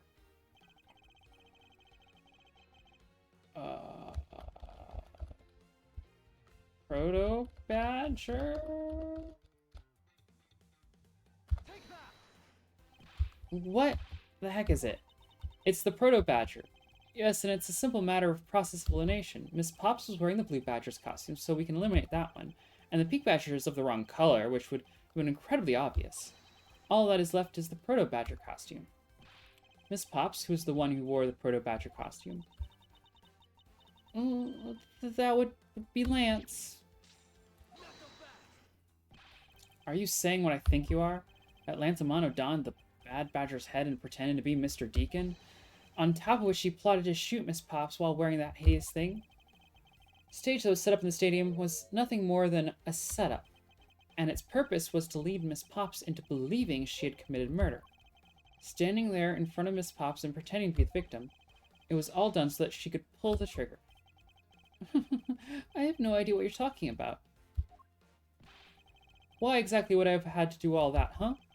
There's but one reason. Lance Amano, you are the real culprit behind the murder of Mr. Oliver Deacon. What? No. That's slander. Take it back. You take it back right now. Just out of curiosity, Lance, which is your dominant hand? Left-handed. But what does that have to do with anything? Oh, yeah, wait, no. Duh, I think for a moment I forgot that the gun was actually fired in the left hand, but yeah. Depends. According to Miss Pops, her attacker held a gun in his left hand. Huh. Who is what-handed, it doesn't prove a thing. And besides, now you're just being absurd. It's not like the Proto-Badger's bulletproof. One misfire and he would have found himself dead, right? Oh, he didn't give her a real gun. He gave her the... Yeah, of course, logically, if he had been shot, he probably wouldn't be here with us. But I believe he had thought that as well and prepared accordingly. And this would be all the evidence you need. This is how Lance made sure that he wouldn't be hit with a bullet. We found one half of a Bad Badger costume in the hideout, a broken one.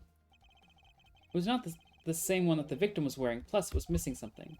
That something is the model gun that the Bad Badger carries, which can be fire blanks. What? Miss Pops, where's the gun you used now? I threw it away into the sea. That makes it a bit tough to verify what it was, although I believe that we can safely assume that it was the model gun in question. Heard enough. All you've been spouting so far is pure conjecture. Yeah, well... Yeah,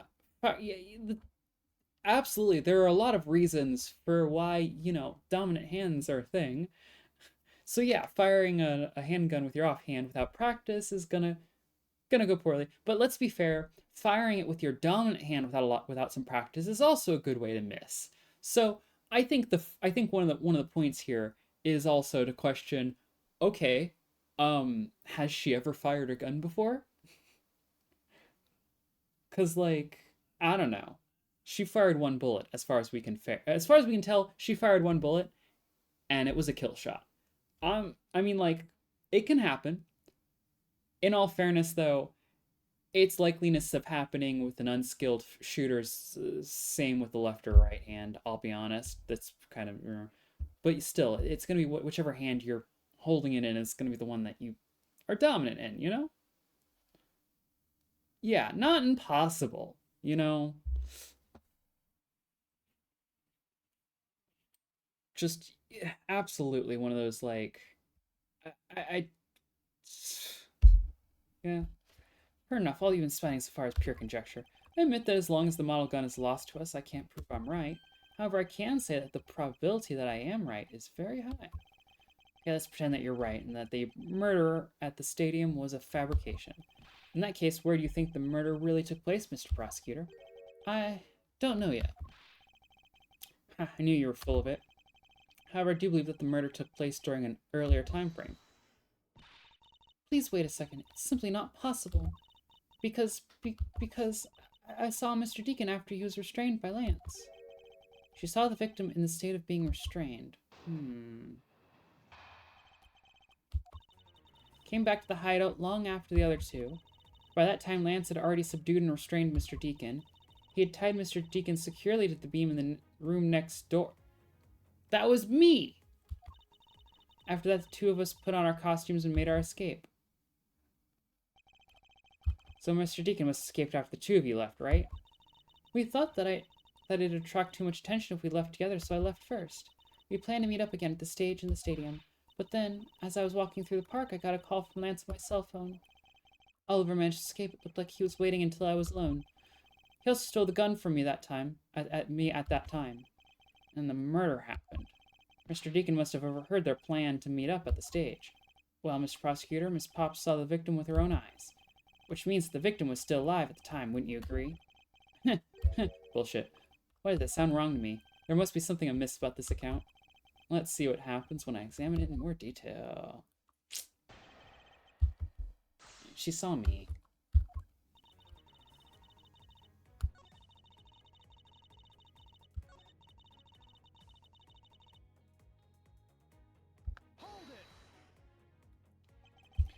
You're sure that it was Mr. Deacon that you saw? Yes, I'm certain of what I saw. Did you go into the other room to check? Lance said that I was best if I didn't get too close to him. Lance, he's such a kind soul. Then are you telling me that you did not confirm that it was Mr. Deacon for yourself? I checked through the slit in the door that separates the two rooms. He had a Bad Badger's head on, so I'm absolutely sure. That just had to be Mr. Deacon. Fair. Hydration.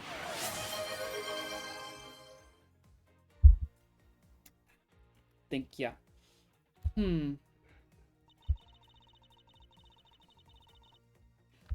Press a little bit more. So the tied up Mr. Deacon was still in his Bad Badger costume? Yes, and it would appear that she misread the whole situation. What now? Should I raise an objection? The person you saw was not the victim. What? Why not? I will tell you why not with this. This, Miss Pop, shows us that the person you saw was not the victim.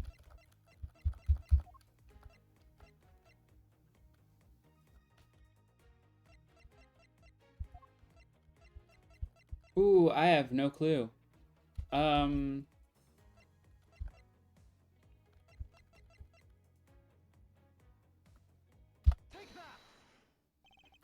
Miss Pops, the person you saw was not Mr. Deacon at all. Huh? The person you actually saw was this person.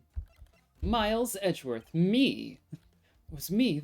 I was here the whole time. It was me. Huh. The person I saw was you, Mr. Edgeworth? I always thought it was a bit odd. Why would the kidnappers abduct me even after I had handed over the ransom? It's not as though I saw the face of the kidnappers. If I were them, I would have just taken the $1 million and ran. But in the end, there was a point to it all.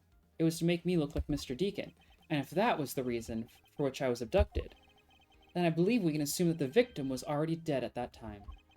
Well, Lance, am I right? That's... Should Miss Pop's person, namely me, with a Bad Badger's head on. Then made your costume to escape together. Or so you pretended. Huh? What do you mean, you pretended?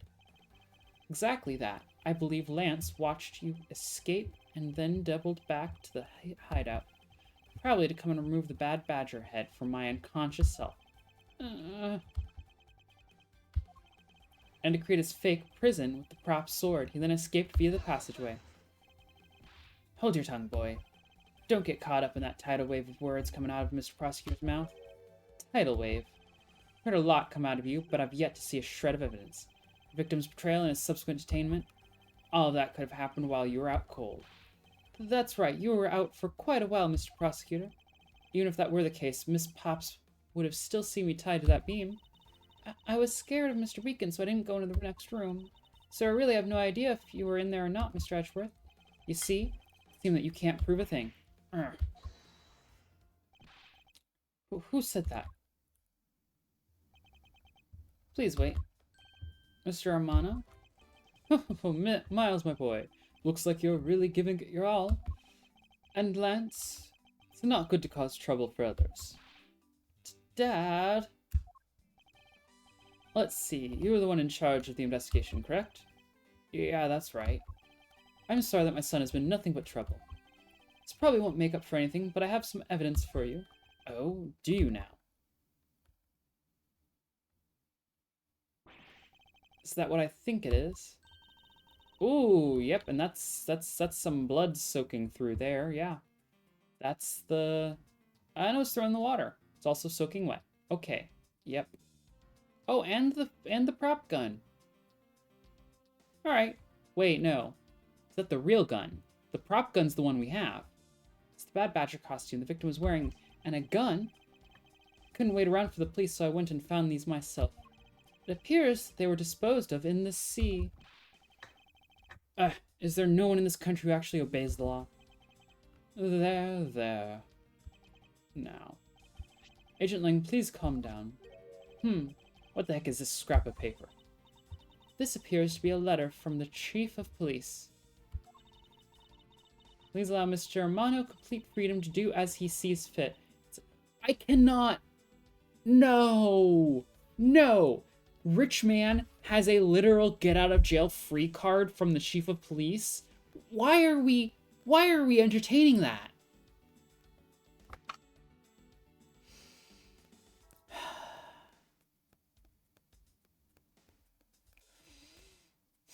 I mean, at least he's using it to get his actual fully guilty son arrested. Fine. Brrr. How many labor laws are you breaking, old man? Where are your exploited workers? I need to make them unionize or something.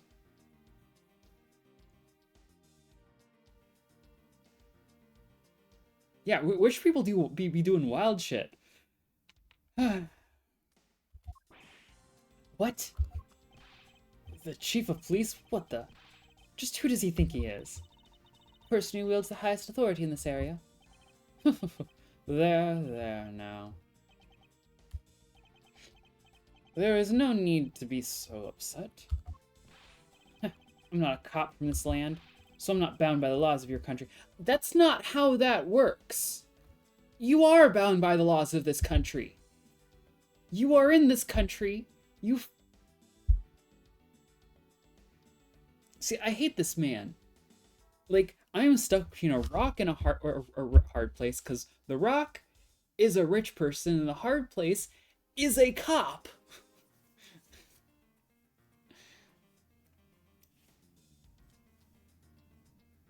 Yeah, that's not how Interpol works, and he's not a foreign emissary. Like, if you were an ambassador, he'd have a certain amount of diplomatic immunity, but even that doesn't mean you get to ignore all the laws. It means that there are certain laws and certain things that have been agreed upon you can, get around. But that doesn't mean that you ignore all laws forever, you know?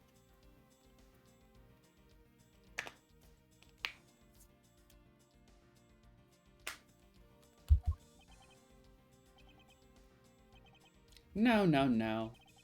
I mean, most laws, yes, okay? You're right. Like 90% of laws, if you have diplomatic immunity, you're not you can't get in trouble for like 90% of laws. You're right about that. But there are still laws that you have to follow.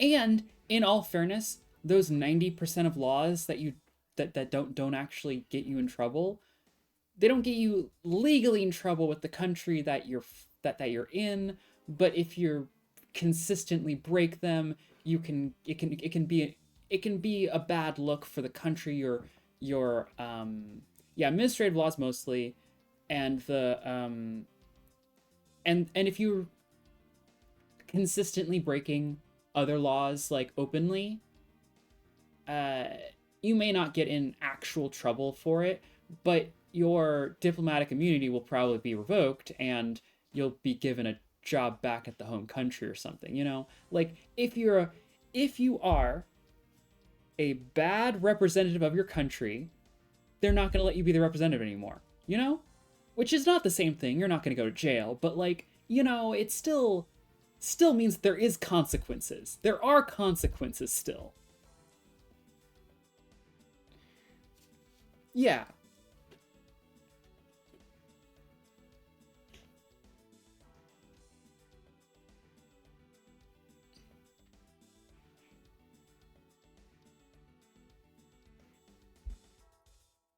No. This wasn't meant to strong-arm you or into anything. It's just a request. I'm only asking that you please respect the laws of the land.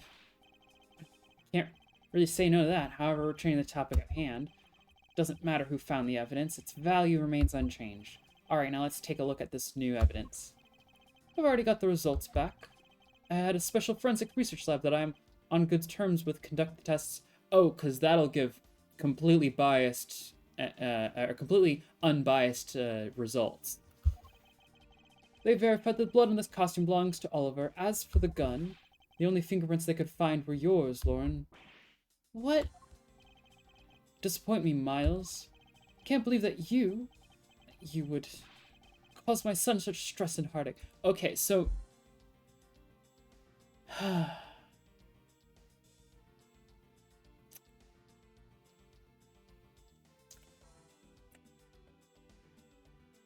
So Rich Man is trying to cover for his son. Of course. There's no way. I mean, unless the son, like, three-dimensional chessed his way into even tricking his own father. Okay. Thank goodness I was able to find the final piece of evidence.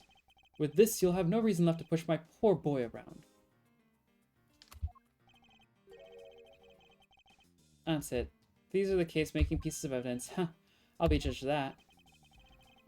Okay, so I gotta do one more little investigation. Let's do... what's this? It looks like there's something inside the costume head. Hey, they spark. I bet they are really valuable. Sorry, but they're just pieces of a mirror. But why are they in here? Could this gun be the actual murder weapon? Used to kill Deacon, was originally stolen from guard by victim during escape. Yep. Well, wait. That's the gun that was stolen from a guard during his escape. How long has he been holding on to that gun? Oop. Fumble. This bullet hole, it looks kind of burnt around the edges. Wait, those burn marks were left by the gunpowder. This is a most important fact. I was right. I was right originally. So the stage thing was all a contrivance so that on its face, the stage thing was all a contrivance so on its face, it could explain the angle of the wound that he'd already caused. Because he did kill Mr. Deacon by shoving his gun right into his ribs and then shooting. Wait a second. But no, because we actually proved that it couldn't be because bullet enters abdomen, exits through. Yeah. See, yeah. The state. Okay, so yes, it was point blank because yeah.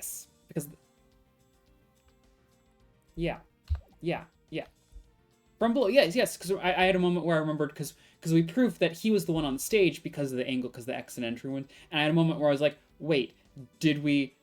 Were those somehow mixed up somehow? No, it was right because we originally thought that he was the one on the ground and that she was on the stage, but then we swapped it because that evidence. We were like, oh, so he must have been on stage and then the killer was on the ground because of the angle, and the angle contrivance was only refabricated because of the angle that he'd already done the killing at.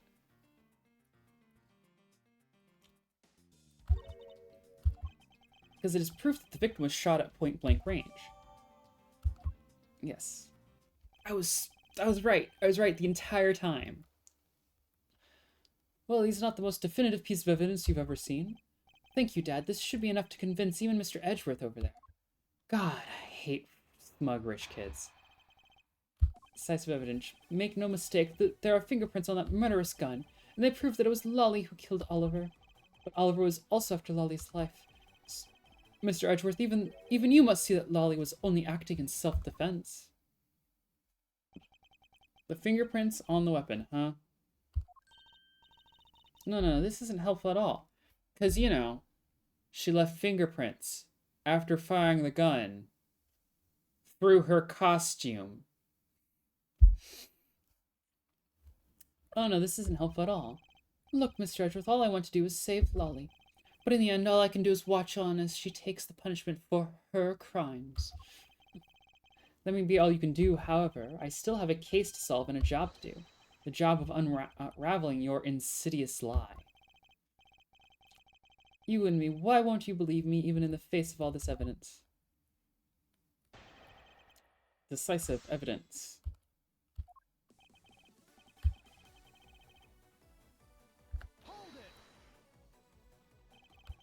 These fingerprints, are you sure they belong to Miss Potts? There's no mistake about it. Through my connections, I had the best forensic technique money can buy performed. I find that to be a bit peculiar. What? Are you trying to pick an argument with me? What should I do? Should I raise an Yes. Frankly, I don't believe that Miss Potts' prints should be on that gun to begin with. And the reason why Miss Potts' prints should not be on the gun is... victims, no.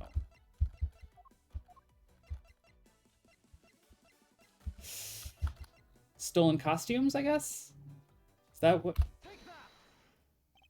It's simply not possible. For Miss Potts to have left any prints on the murder weapon, because while she was at the stadium, Miss Potts was wearing a costume. Huh? But there's no mistake. We found fingerprints.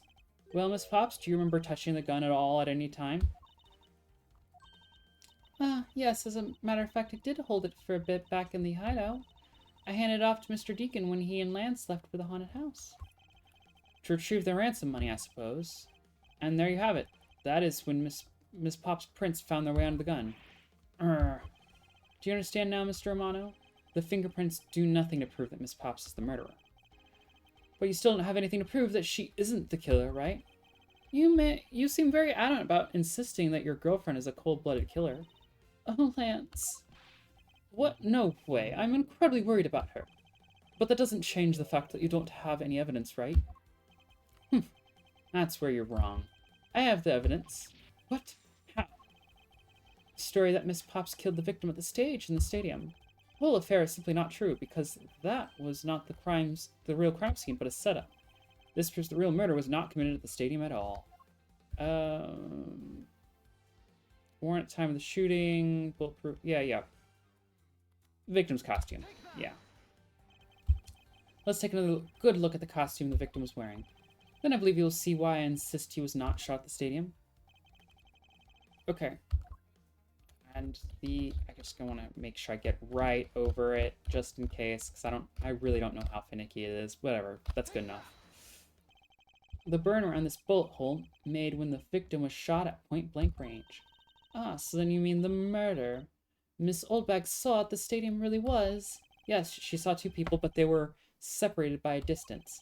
If the victim was indeed shot from below the stage, there shouldn't be gunpowder burn. Hey, look at you, Mr. Smarty Pants Prosecutor. Since you seem to know all the answers, why not tell us where the real crime scene is then? The haunted house. There's mirror shard in the helmet, broken mirror that came from the haunted house. Betting that the bullet that did the killing is lodged in the mirror, or the wall behind where the mirror was hanging. If that's the case, then the murder must have happened prior to that. Location where Lance and the victim were at just before his prison was.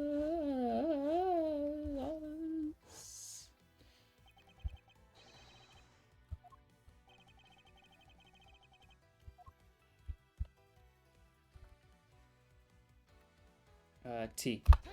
There. I think it's not unreasonable to assume that the murder took place in the haunted house. Haunted house?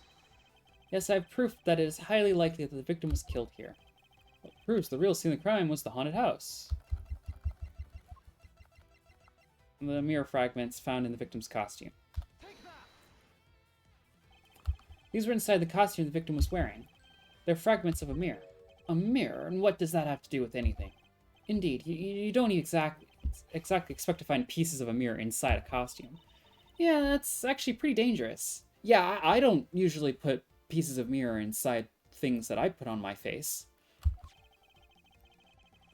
However, there is one place I can think of where there is a plethora of mirror fragments, and that is the haunted house. Lance Romano, I propose that you killed Mr. Deacon with a revolver in the haunted house. After that, you stole the Blue Badger Mobile to move his body to the Wild Wild West area. The timing of when the Blue Badger Mobile was stolen confirms this is fact. Miles, my boy, say no more. I'm sorry, Mr. Romano, but I cannot do that. Be quiet. Yes, please do something. Stop that boy from speaking any more nonsense. See, rich man trying to cover up for his son. Ernest Romano, correct? Meant you. Now be quiet, Gramps. Oh boy, the cop is gonna actually go against the rich man. I'm just done. I feel nothing.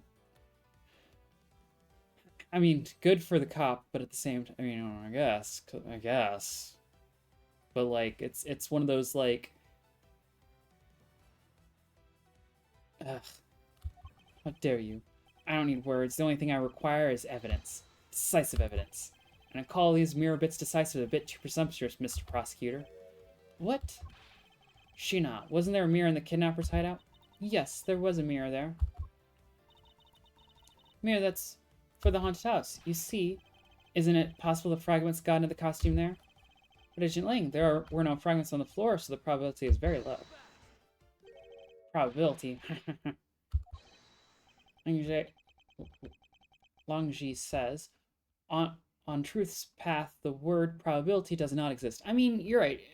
probability doesn't mean anything when possibility is what matters. Like, okay, so there's no glass fragments on the floor of the hideout. Well, that's because maybe they all ended up inside the costume. Unlikely, but not impossible. Point though is that we're still going to prove our side somehow. The only thing that does is definitive proof.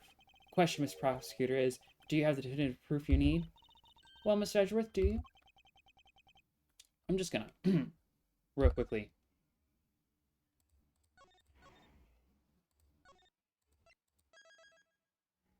Just in case. I do feel like I'm getting to a point where I'm gonna do have solid evidence that proves the murder took place at the haunted house. The answer is no. See? So since you don't have any, shut up. I don't have the evidence yet, but I'm certain the murder occurred around the time I turned the ransom over. At that time, the only people at the haunted house, besides myself, were Lance and Mr. Deacon. If I can prove that the murder took place at the haunted house, then I can prove Lance's guilt in connection to the murder. What now, Mr. Edgeworth? Agent Lang, I have a special request. Yeah? I'd like to prove to you that the scene of the crime was indeed the haunted house. Why in the world are you asking the werewolf for permission?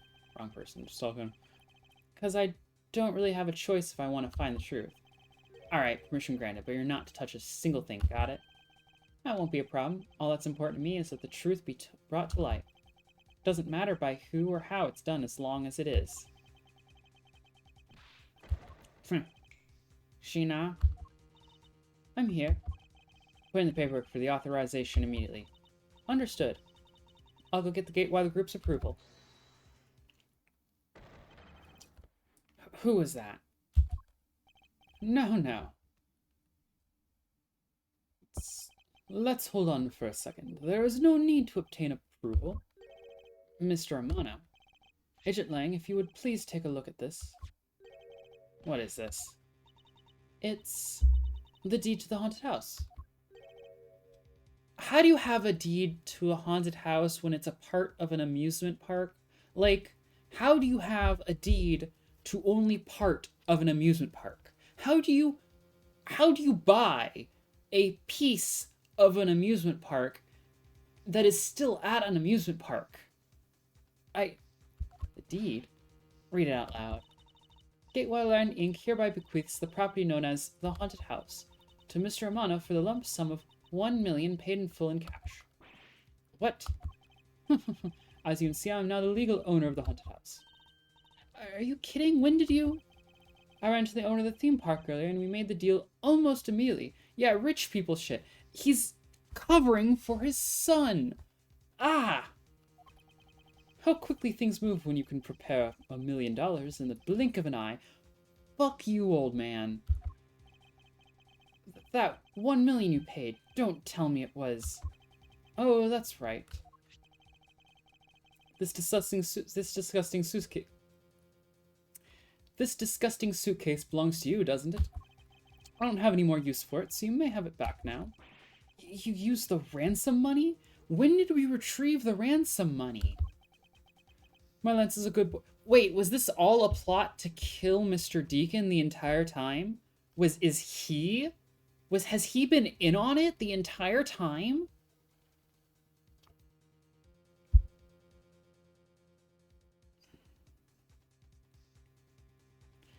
Why would... I don't... Okay. My Lance is a good boy. He even apologized for the kidnapping a bit earlier. So I do believe that I will forgive him after all. He did return the ransom money. It's the way things are, so if you would please discuss things with... No, because Lance definitely owes a loan shark $1 million.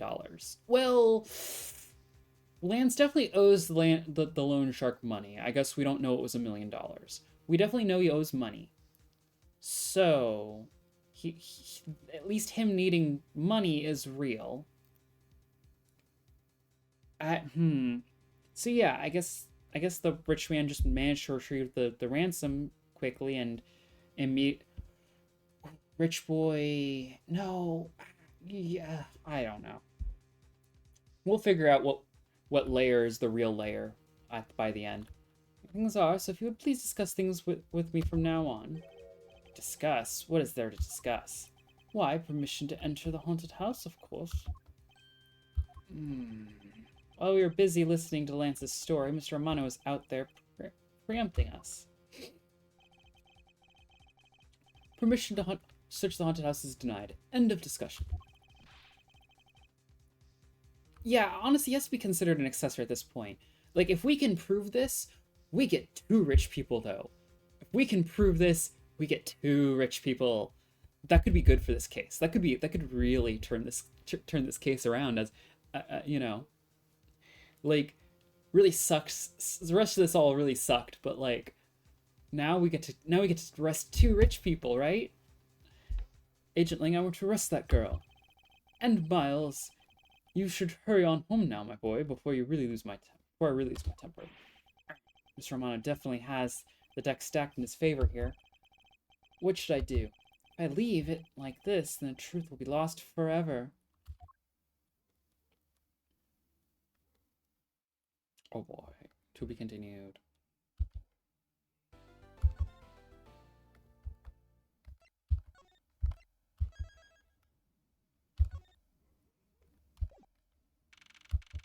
March 13th, 4:27 p.m., Gate Waterland, main gate. If I can't get permission to investigate the crime scene, then the truth will be lost. Hold it, hold it, hold it! Okay. Mr. Edgeworth, what are you doing spacing out? Have you forgotten? There's only one thing you should do at a time like this. And what is that? When the people are in a bind, the hero of justice appears to save the day. Look, you just leave it to me. For I am Kay Faraday, the second of the great Yatagarasu. But I thought you were a thief, not a hero. Yeah, she's about to break and enter. The Yatagarasu is noble and is always a thief of justice. That's... of course.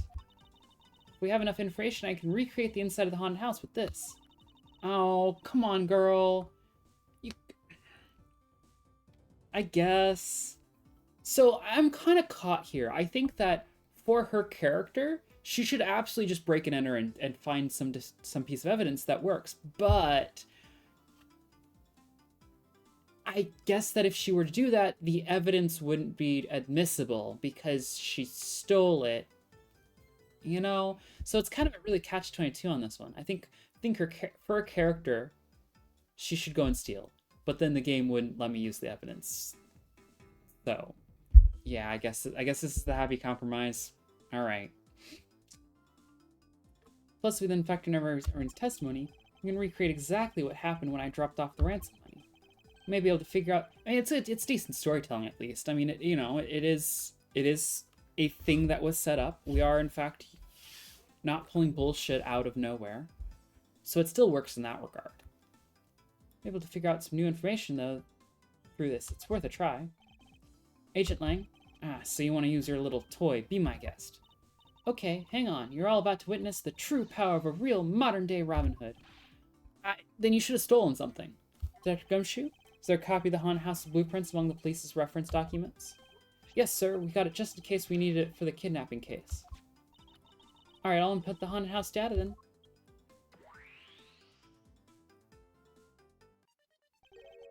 What is this? Where are we? I don't like this. It's like we're inside the haunted house. Even if we can't inspect the real location itself, path to truth slumbers here. How can you... But... So did the police already do a super thorough investigation and just didn't, like... fair. I mean, yeah.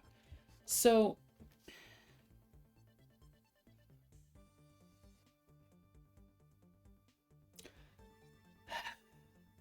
So did the police do a thorough investigation of the haunted house? Like, super thorough, including, like, photographing literally everything already? Because that's the only explanation for how we can get an accurate representation of the haunted house as it is, and not just, like, how it was when it was built. Because, again, if you just have the blueprints, that's just info of the floor plan. That's not, like, details of where all the props and shit are. you know? And even if there was like a file on where all the props were placed, how do we have the information where they are right now? Yeah, Morg, it's holographic Star Trek-ass bullshit, you know? Like, but hey, Ace Attorney's always had this, like, sure, why not aspect to it, you know? So yeah, sure, why not? I have to poke at it and prod it and talk about it, but then I'll move on. We're past that now. We're just gonna focusing on where we are. We are inside a holographic haunted house on a bridge. Don't walk too far, or you might fall off into the water. I guess, you know, right over the railing. Now then, I believe I'm ready to investigate the crime scene. All right, okay, what should I recreate first? Haven't figured it out yet. Maybe I haven't. Maybe I haven't. But I'm gonna make you do all the hard work. Very well. I'd like to inspect the moment in which I was ambushed by my abductor. Two of them were definitely in this place at that time. If I can verify that, it may provide me with a new lead. I had just come out of the hallway after leaving the money inside the dining room. At that time, I saw a badger slumped over on the floor at the end of the hall. Eh? What was a badger doing all the way down there? I also thought it strange. However, I thought that maybe it was simply a mannequin that was set there for atmosphere. Do you know which badger it was? No, it was too dark to tell. All I saw was its silhouette. In that case, I guess I'll just program a badger silhouette in for now. Okay, program complete.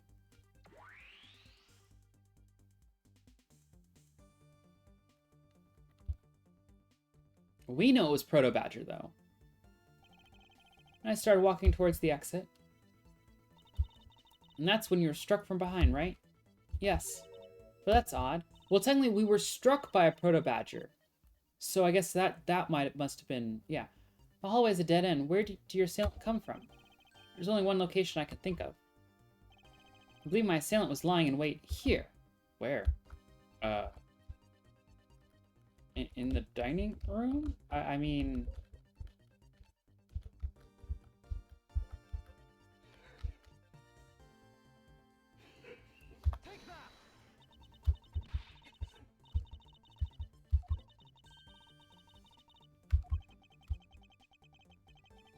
I don't know what these...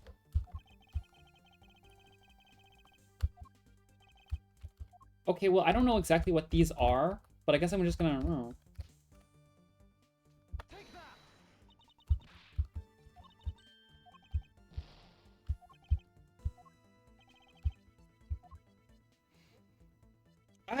Okay, where was,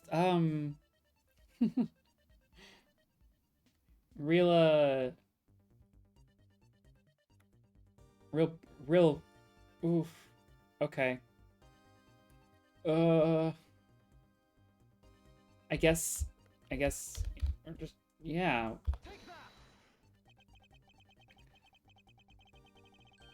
Okay, wait. The doll, oh, we thought it was a doll? Why did you think it was a doll? That doll I saw wasn't really a doll, it was in fact a costume kidnapper. Okay, so that's why I was, like... Sees the costume as a perfect camouflage to blend in with the rest of the house. Precisely. He waited until I had made the drop-off and was about to leave. Then, just as he saw me take a step towards the exit, he stood and launched his attack. I can think of no better hiding place than this. Hey, not bad. I'm beginning to think I should steal this tactic for myself. Just don't use it to do anything criminal, Kay. You know you can't ask that of her.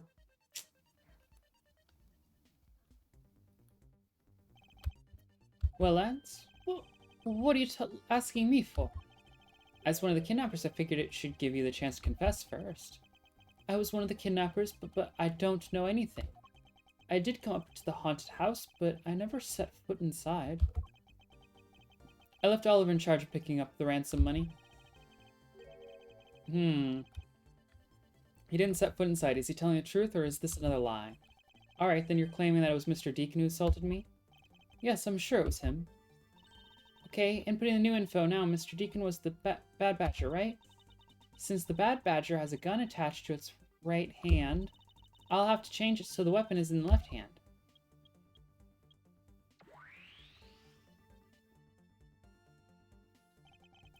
Now to verify the facts of this recreation.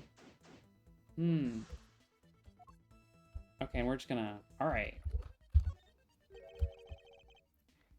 You didn't recreate the weapon. Well, I can't exactly recreate something I know nothing about. So tell me, what were you hit with? The attack came from behind, so I have no idea. But I doubt it was someone's bare hands. Okay, then where were you hit? I was hit on the right side of my head, just above my temple. That's a awkward way to be hit from that hand, yeah. There was a bit of blood, but it wasn't anything serious. Ouch, sounds painful. Why are you smirking like that when you say it? It's just your imagination. Now let's see. Wonder if there's anything in the hallway that could be used as a weapon. Alright, I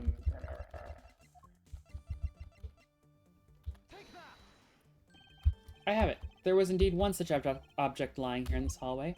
A prop sword. Talking about this thing here? Yes, although we did find it at the kidnapper's hideout. Wait, yes, it's possible that the culprit took it with him after using it on me. To leave no evidence behind, right? Correct. It may be worth a more thorough examination yet. Okay, so, test for luminol. Test with luminol. Again, there's not going to be prints because the costume. Culprit was wearing a costume at the time, so fingerprint analysis is useless. Yep, just said that. Let's run a luminol test. Yep. I have a choice. Shayna, call the lab boys. Understood. I mean, don't we? Okay. Except for a dab on the left side, it would appear that the blade is spotless. So it must have been the left side of the prop sword that hit you then, right? Okay, but like, how do we know which way the sword was held? Like, the guard is supposed to be over here, but there's no reason why it couldn't end up being on this side. Like, really, I mean, it's gonna limit your range of motion, absolutely, but it still can physically be held the wrong way around. Just for the record. Okay, I'll update the recreation with the new piece of info.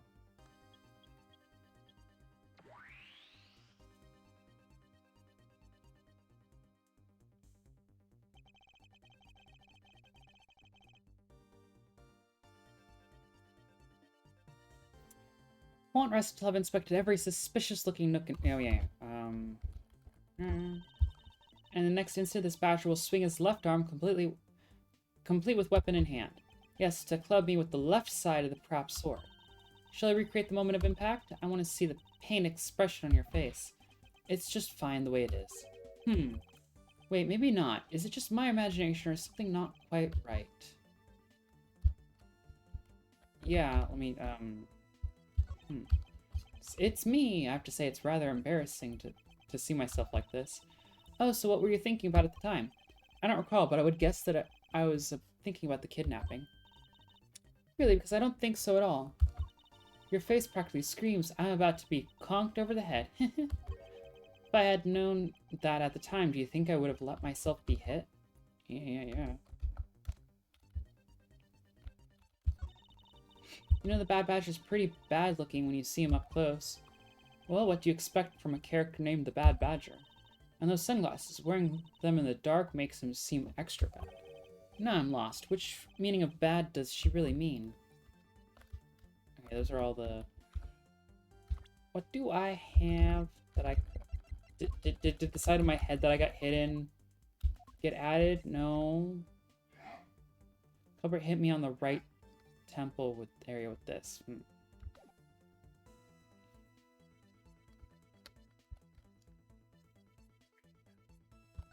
Real quickly.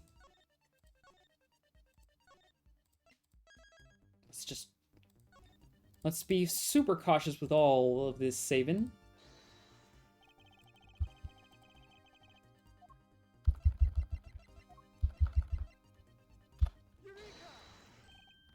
Finally, I found a clear contradiction of facts about this sword. Except for a bit on the left side, this prop sword is absolutely spotless. However, if the culprit had used his left hand, the blood would be on the opposite side. Again, Tally hold the sword upside down. Or not upside down, well, you know, reversed, not upside down technically, but whatever. Opposite side, huh? The culprit held the sword in his left hand, and the sword's right side would hit. I see, but the blood was on the left side of the sword, right? This means that he used his right hand to hit you. Exactly. This prop sword has a large handguard attached to the hilt. It would be impossible to hold it with two hands while wearing a costume with such big hands. Therefore, if it couldn't be the left hand or both hands, it must have been the right hand. I'll change that to reflect a right-handed swing. No, okay, there's no sense in changing anything yet. If you change the parameters to the right hand, it'd only create a new contradiction. Change the prop sword to be culprit's right hand would conflict with what? The,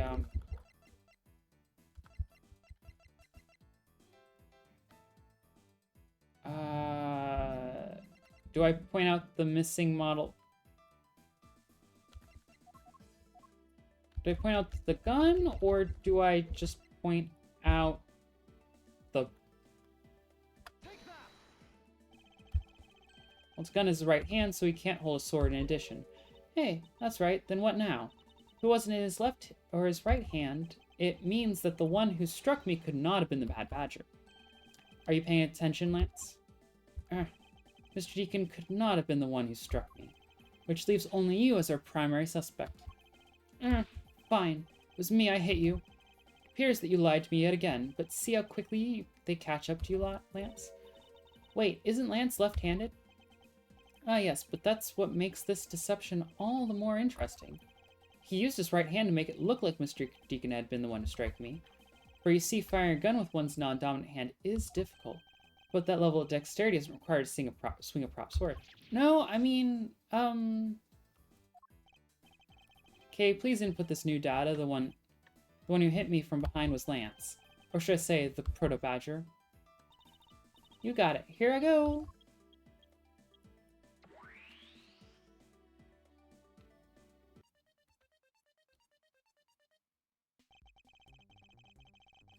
Now you have faithful recreation of the situation around the attack on me. Alright. All you have to do is examine this new recreation and... Oof. And what exactly is so funny, Agent Lang? An amusing little gadget sure packs a punch, right, Sheena? Yes, it was all I could do to hold my laughter in.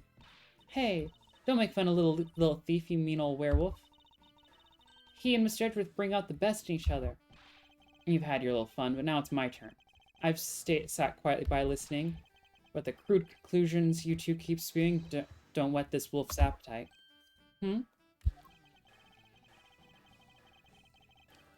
There's no guarantee that a toy will always show the real situation at any given time.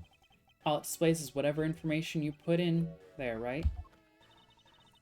Well, when you put it that way, your suppositions are wrong. It's not your fault, so I'm going to let you in on this. There's a trick to this haunted house. And what may that be exactly? A trick beyond what your tiny imagination can produce, Sheena? Here you are. Now then, what you missed, girlie, is written right here in this pamphlet. 7 Wonders of the Haunted House, The Disappearing Badger. Get one that's full of mystery. See if you can find and experience them all. The 7 Wonders of the Haunted House. What? Okay, so 2 things. First of all, what?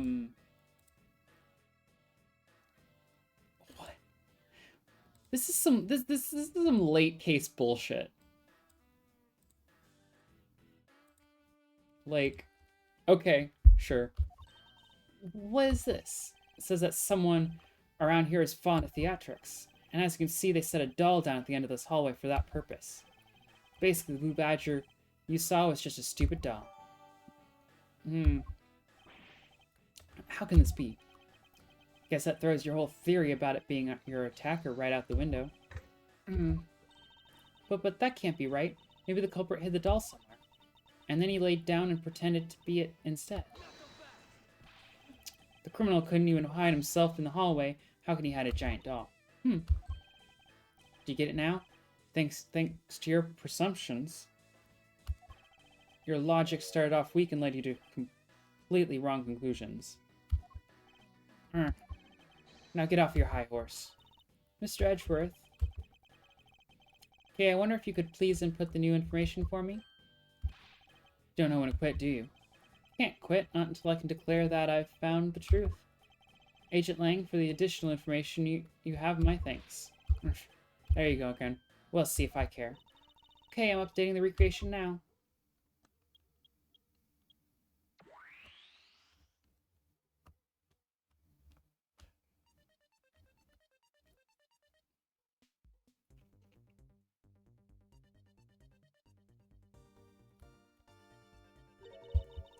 That looks really weird. Look at how it changes from the blue badger into the proto badger all of a sudden. The slumped over badger were just dull. Where was my attacker hiding? Well, that's what we're going to find out, right? So come on, Mr. Edgeworth, let's go. Yes, let's. This recreation can't be right, which means there must be a contradiction somewhere. Alright, let's mirror. Take a look around. It almost feels more like a house of mirrors. Indeed. Who's ever heard of this many mirrors inside of a haunted house before? At least we know this is the real crime scene thanks to these mirror shards. Wait, these shards, there's something different about them. Oh? The ones we found earlier are thicker than the shards from this mirror on this wall. And look, there's some sort of design on the back, too. Pieces from the costume are certainly different from the other mirrors.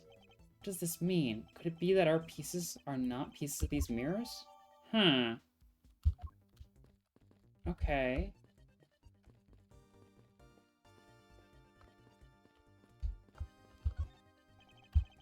Wonder I still have inspected every suspicious-looking nook and cranny. Badger's just a doll for use in this haunted house. I bet the one who killed this blue badger was the bad badger, right? According to the Blue Badger Bible, it says that they are each other's worst enemy. All because one's an ally of justice and other's a vile criminal with a gun. Perhaps they were just destined to battle each other. Much like the Steel Samurai and the Evil Magistrate. Okay, Edgeworth.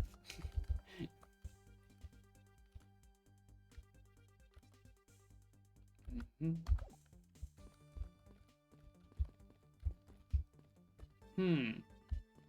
there a passageway here? There's a bit of... The wall's just a little bit different here. But okay. This is where the Proto-Badger shows up in our recreation. Yes, now the question is, where did he come from? Yeah, but there's no place to hide in our current model. Must be an inconsistency somewhere.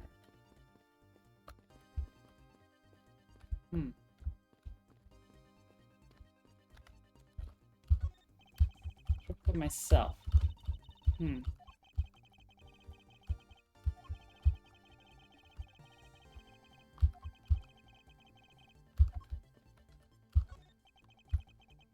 This Proto-Badger struck me. I suppose I should really say that it is Lance.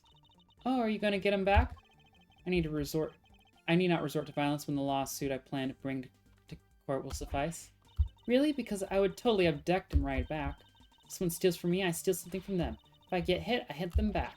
If I get paid, I return the money. That's the secret of how a great thief works. That's not how that works, girl. Take the money. You did work. You take the money. You get paid. That's... Third statement doesn't seem to be of much benefit to her survival. Do I have... Yeah, I don't have a second thing too.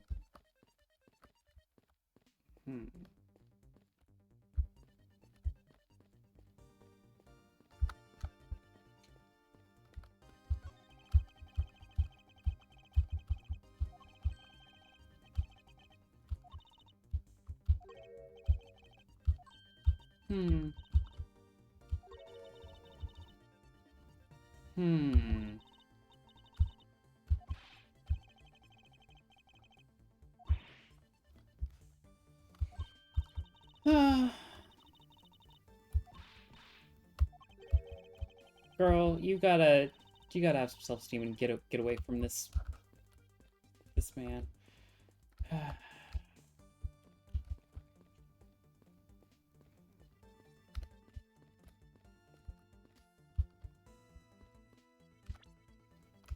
Okay, so what do we have for evidence that we can actually use here? Definitely from the mirrors on the wall. It's very thick and has a design on the back. Okay.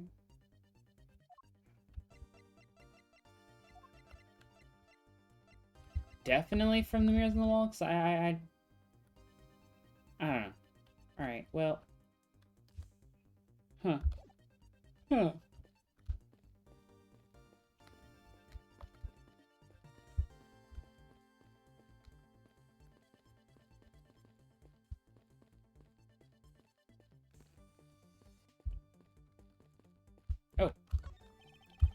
pieces of a set of armor are in a pile here. Why do you think they almost always have sets of armor inside haunted houses? I suppose this sort of interior design is meant to bring out a sense of the abnormalcy. Why do all your explanations have to be so hard to understand, Mr. Edgeworth?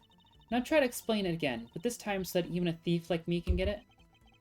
That may prove to be the most difficult task. Edgeworth, that's rude. That's just so rude. Alright, what if I talk with... Okay. Okay, how is, Little Thief? Totally fine and recreating the crime scene. All that's left is more info. But you know, I can't believe I'm replicating a haunted house. And that we're talking about the fate of $1 million. Pretty exciting stuff. Can't say I understand what is so exciting about recreating a crime scene. In any case, I believe that it is very probable that the murder occurred at this place. And if I can prove that, then we'll finally arrive at the truth. Yeah, so what are you waiting for? Let's get investigating. So you believe that this gadget provides... yeah.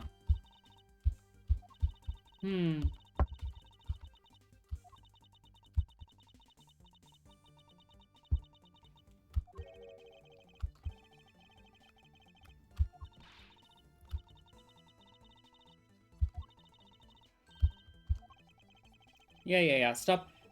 She hasn't done any crimes yet. Just, you know, just leave it at that.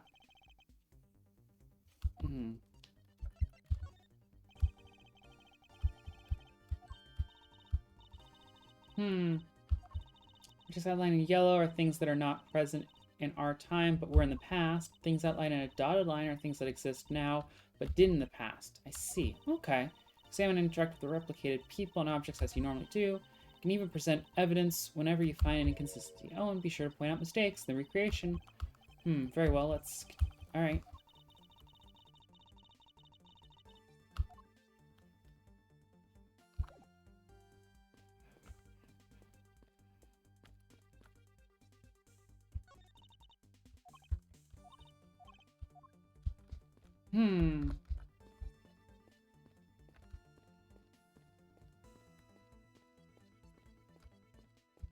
Yeah.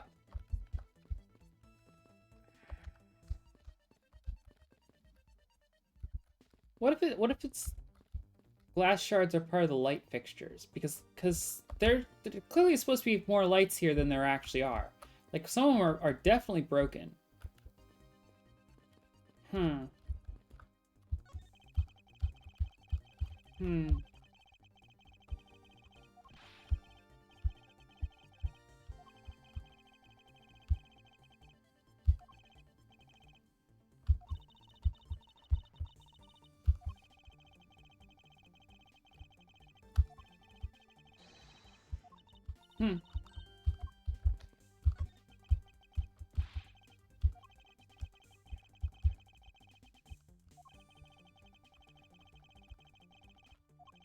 Yep, Sun's crimes are separate.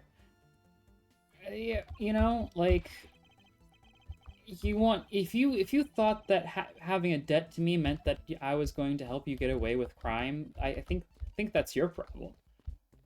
You know, like.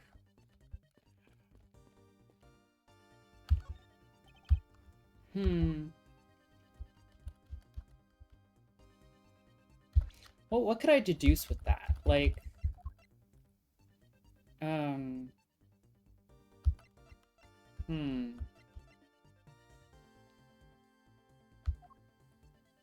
see, like, that's the only thing that... Oh! Miss butt. It's the only thing that I could really interact with more. So it's gotta be that, right?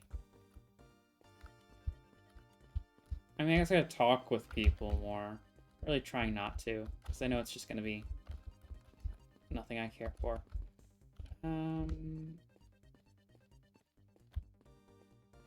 There really nothing more?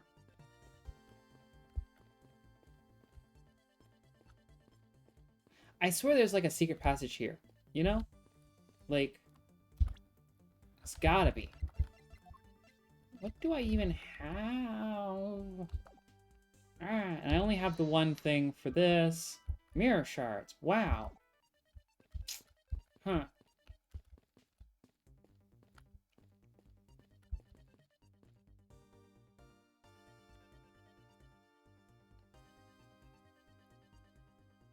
Hmm.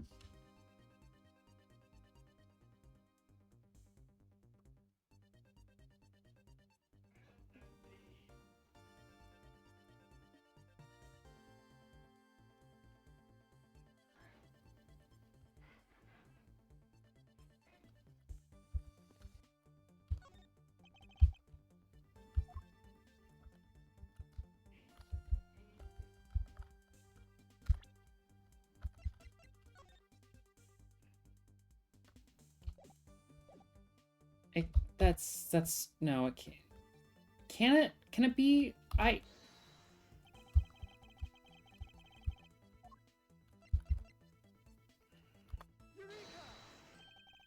you serious?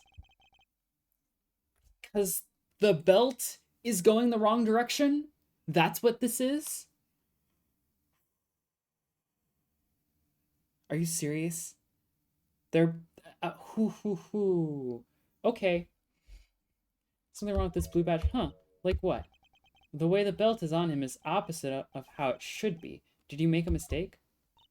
That can't be. I inputted the image data exactly as it is in the pamphlet. So then why is the blue badger dressed up in reverse?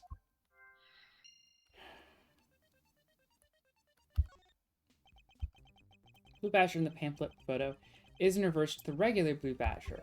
But why? There must be some sort of explanation. Okay, well, what do I do with that information? Mirror? How does this help me? Oh. Do I have a mirror shards and okay, there was a mirror. There's a mirror, I guess, or something. Please, please, oh please. Alright. Okay, do you remember what you said earlier? What it... Hey, Angel.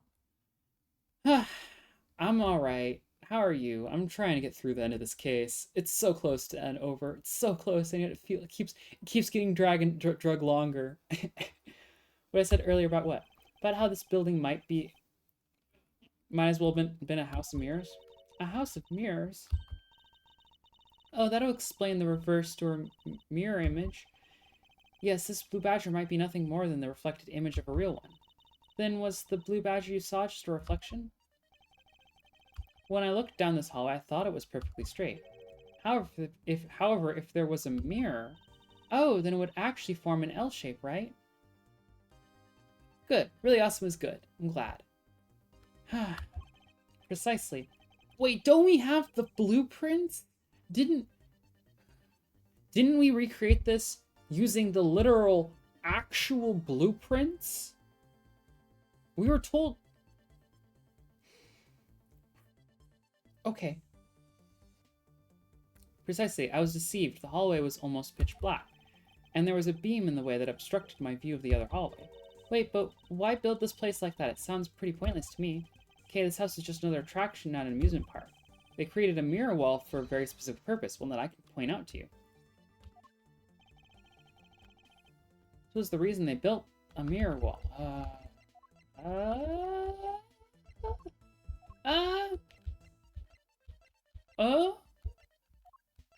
I don't actually know why they built the mirror wall. Can I... Yeah, okay, so this is added to that. So, for the...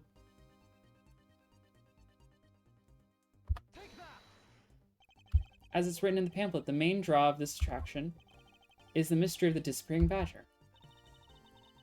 You mean they built the mirror for the trick alone? But you said you saw the badger, so it was definitely still there. Ooh, good. Whew. Yeah. For the time, however, doing this allows someone to make the blue badger disappear in a flash. Move the mirror along? To remove reflected image, simply move the mirror. First, the mirror was constructed so that it could be moved. Then, beyond where the mirror was, an empty hallway had to be created. Oh, so when they wanted people to see the blue badger, they would open the mirror. And when they wanted to hide it, they simply had to close it again. Okay, sure. This explains why the other side of these fragments have a design on them. Ah, and if the pattern is the same as the other walls in this hallway, then when the mirror is closed, it would blend in with the rest of the walls. This is the mirror trick this haunted house employs. And this also proves the existence of a hiding place for the culprit. Huh? How so? Think about it, Kay.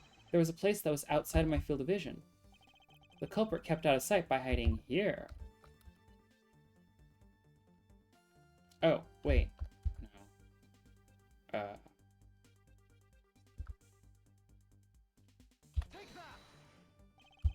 There was a very large blind spot, one I could not see beyond, and it was here. If my assailant hid on the other side of the movable mirror, then you wouldn't be able to see him. He didn't even need to do anything to the Blue Badger doll. Exactly. All he had to do was wait for me on the other side of the mirror. Wait, hold on, I just thought of something. Yes? Well, shouldn't the mirror wall be broken right now in reality? Since we have a few shards of it, we can probably assume it is. Yes, it most definitely is broken. The question is, when was it broken? Since we found these inside the victim's costume, that would mean that the victim was there when the mirror was broken. Wait, that sounds... Aww. Yay, nice date, good. Leave the money go, now. Aww. Brought a treat for your dog? That's cute. The sound I heard was most definitely the sound of a mirror breaking. Kay, I'd like you to input some new information. Don't scare me like that. Sorry, but I need you to recreate something for me. I forgot about that whole glass breaking thing entirely. Sure, whatever you need. So what do you need anyway? If you could first recreate this hallway just before I entered the dining room. You got it.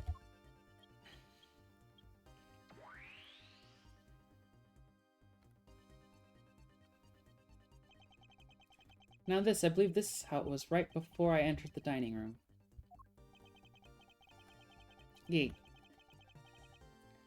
Well, at the time I thought it was but a single straight hallway, and then I went inside. It was around then that I heard the sound of a mirror shattering. You heard what? Then? Yes, I believe it was then that the mirror was broken. Okay, so then when you stepped outside into the hallway again? The mirror wall should no longer exist, Kate. Let's recreate that. Got it.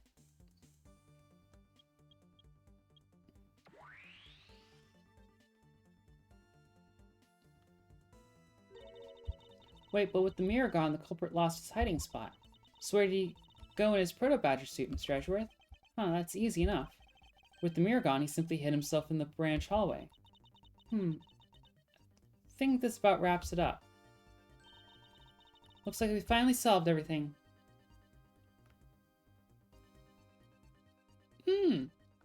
Fair. No, not yet, and an even larger contradiction has now reared its head. Huh? Perhaps you did not notice, but this recreation contains a very troubling inconsistency. The inconsistency between what I saw and the recreation lies... Oh god.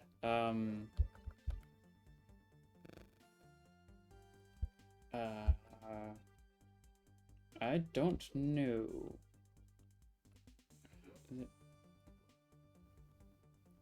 I guess over here. I mean, there's got to be a dead body, right? Like, there was a dead body somewhere, I think, right? Or something, maybe? So let's just take a look at the end of the hall. Oh, there's no blue badger there. Exactly, the blue badger that I saw in reality is not here. This is the final point on this long chain of logic. Last remaining contradiction.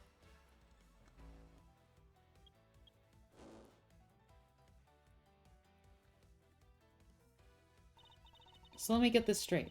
When you came out of the dining room, you saw a badger, right? And that is precisely where the final contradiction lies. Ah, okay, you did see, okay. Something that shouldn't exist was there before me. Who or what do you suppose it was? I believe this is the real identity of our mystery badger. Badger... Am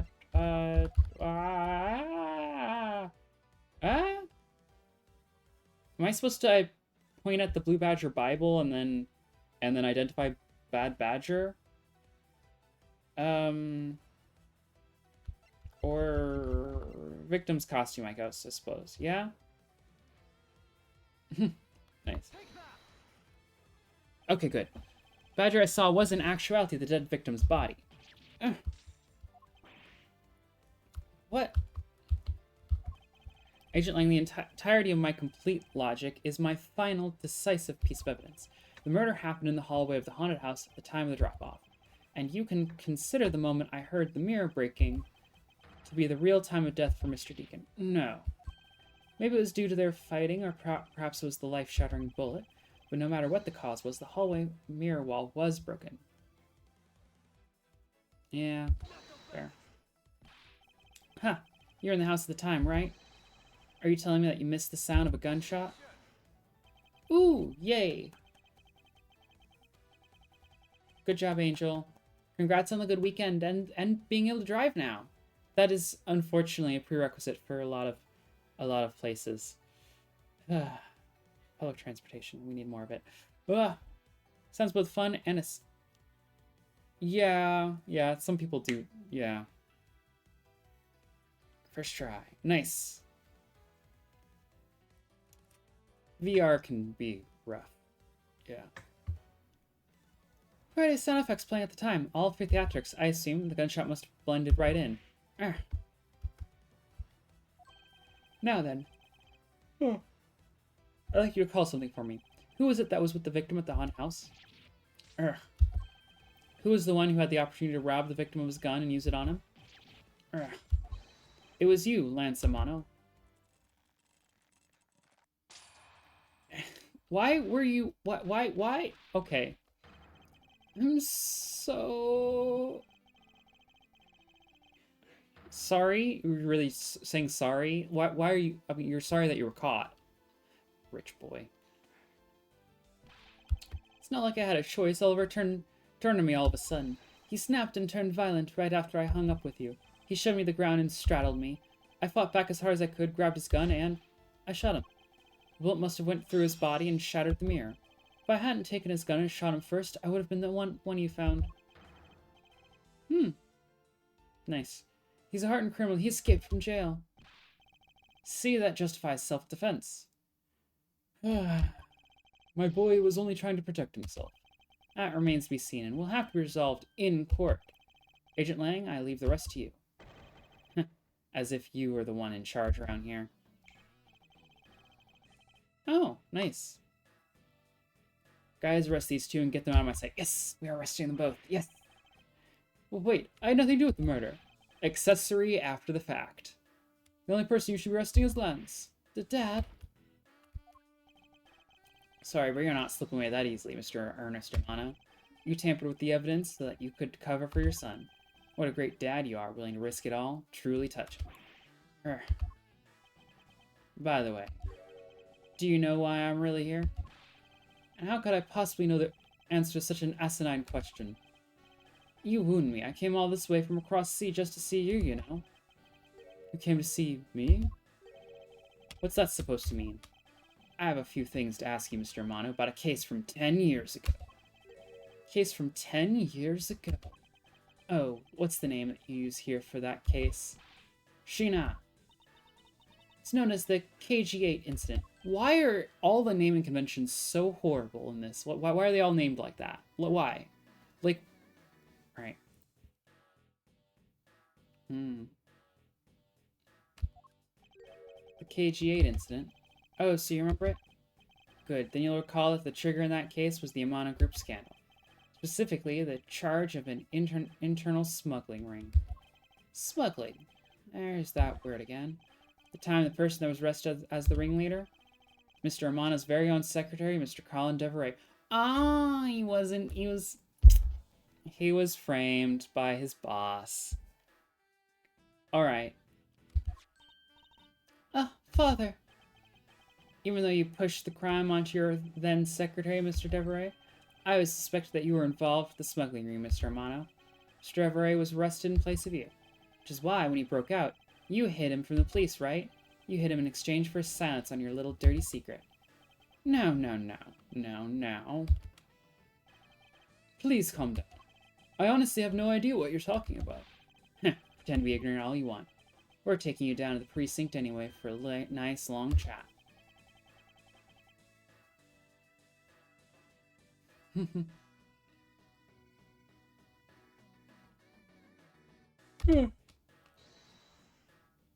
Hold it. Who's holding it now? What the? Who the heck was that? Oh, this loser. I thought we arrested you. I'll take him down to the precinct if you don't mind. And who the heck are you? I'm Jack Sportsman. Jack Sportsman. Jack Sportsman. Gotta say it so it doesn't sound like I'm just saying Jack Sportsman. Cause that's Jacques Sportsman. Whatever. I'm the prosecutor in charge of this case. Oh, Jacques. Thank goodness you're here. God, didn't we arrest you just yesterday or something? Don't jerk me around. This is an Interpol case, so keep your paws off my suspect. Sorry, but I can't comply. I've got the backing of the prosecutor's office. See, in this country, we prosecutors work with the police to bring cases to court. So if you could please cooperate with me here, that'd be great. Now, about a handshake to seal the deal. How about? Sorry, but I hate prosecutors, the whole lot of you. Wait, no. Oh, the detective who was killed in the first case is there and alive, so this takes place before. Wait, so we okay. So, ugh, the timeline keeps getting really weird. Okay, so the first case happened after case 2 and 3. All right. I thought it just happened after case 2. Guys, arrest the 2 suspects. Sir.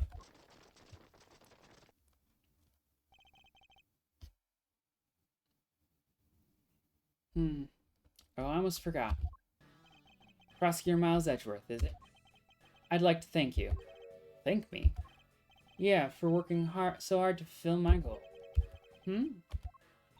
Hey, is that any way to thank someone, and what the heck is that supposed to mean? You were so relentless with Lance that you forced Ernest to tamper with the evidence.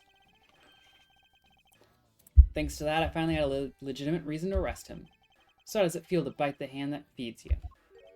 The hand that feeds me? I'm not sure I follow. It's no use pretending with me. You're the one, right? You're the corrupt prosecutor that's working for Mr. Amano in the smuggling ring, right? No, I would never do such a thing. What the heck? Our intel's never wrong. In your prosecutor's office, there's definitely someone working with the ring. Yeah, it's the guy who just walked up trying to say that my client is innocent and can't be taken in. It's the guy who just walked up and held up a big "I'm guilty" sign. Like I get that he was trying for, basically a Hail Mary at that point, but like you have to realize that implicated him the second he look. Oh my god. Must be the real reason behind his antagonistic attitude. Top of that, your mentor was Manfred von Kammer, right? There were non-stop rumors flying around about forged evidence with that guy. You're not twisting the truth behind those closed courtroom doors, too, are you? The courtroom is the place where the truth is revealed. Well, don't worry, it's not only you, the whole lot of you can't be trusted. Prosecutor never lost in 40 years. Every defendant must be found guilty. Fueled by that kind of thinking, is it any wonder that courts produce nothing but falsities and lies? I mean, I don't understand. Like, I get Lang's perspective, because absolutely he's right that the system is broken. But like, how does he expect? I don't know. He is completely overlooking the police side of this whole issue of arrests and everything. Like, he is like, yes, the system. Prosecutors are the only thing wrong with it. The police have never fabricated evidence and given prosecutors falsities and lies to work with. I don't know. I guess I am editorializing a little bit. Like, he's not necessarily saying that he doesn't believe in police corruption, but like, I don't. I think saying that all prosecutors are bad kind of implies that they are the weak link in the justice system. Seems that his disdain extends beyond just me. Prosecutors, the courts. Why is this man so angry with us? Also, like, how is he expected to, like, justice to be done after he arrests people? Rest assured, the next time we meet, it won't be so forgiving. So don't you forget it. Please wait. Agent Sheena. Why does Agent Lang hate all prosecutors so? Lang is the head of the Longhorned House of Lang and Shangfa. Heads of all police-related divisions in that country were of Lang blood. Were? What do you mean by that? Aren't they still? They were revered, but that was long ago. They don't hold that sort of sway anymore. I'm not opposed to this, because a blood-based dynasty is no way to, like... Oh no, he's upset because the country's, investigation agencies are not ruled entirely by a single family. Oh no, how horrible. And it was all because of the courts. Oh no, the courts took some of, checks and balances into account. The courts mean that they don't have the ability to be judge, jury, and prosecutor. Oh no. A dynasty should only be ruled by the mandate of heaven. I mean, I'm not sure about that, but alright. How can that be? The prosecutor once withheld and tampered with the evidence one of the Lang detectives found. That evidence purity was tarnished and cost the Lang family its honor and trust. Well... Okay. But not all prosecutors are like that. Even so, Lang will never respect the court again, or any prosecutor. Lang is a man who hates all courts and is unwilling to forgive prosecutors because a single prosecutor fabricated evidence. And the reason why is not because... And the reasoning is not because he doesn't trust prosecutors to just to give true justice. It's because his family lost power? What the fuck? God, corruption within corruption. Man, what a piece of work that guy is. Come on, Jim. We'd better catch up. Yeah. Still got to deliver that thing to the old man, after all.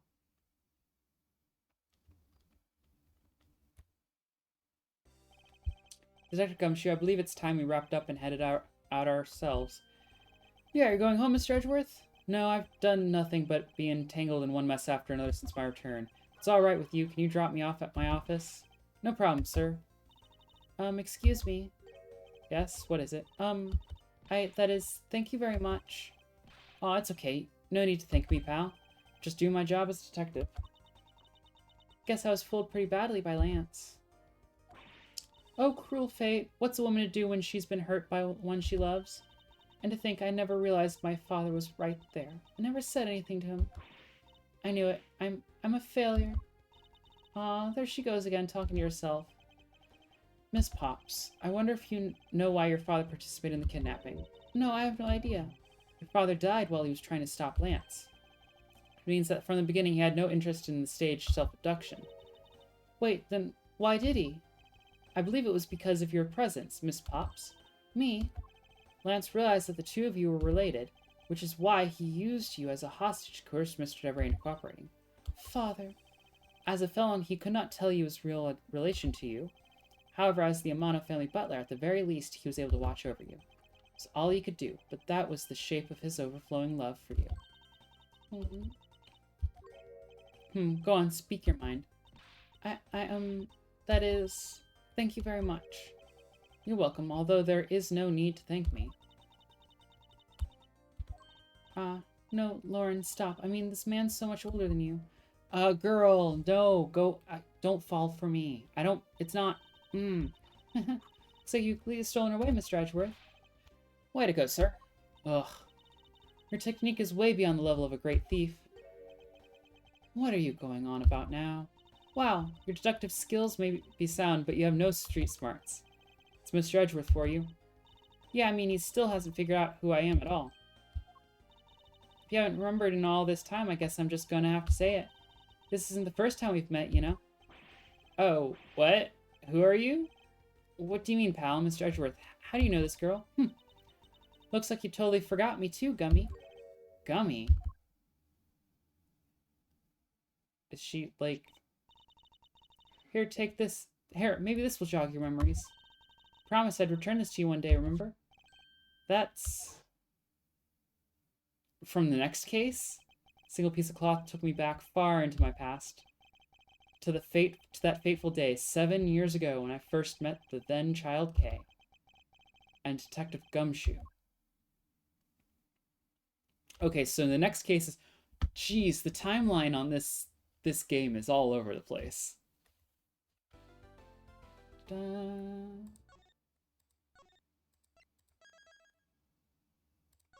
Alright, that's that for this stream. Turnabout Reminiscence and then Turnabout Ablaze. Okay. So yeah, we're gonna do... This is gonna be 7 years in the past, and then we're gonna wrap it all off with Turnabout Ablaze, I guess. Yeah. Oof. Alright. Okay, yeah. Ugh.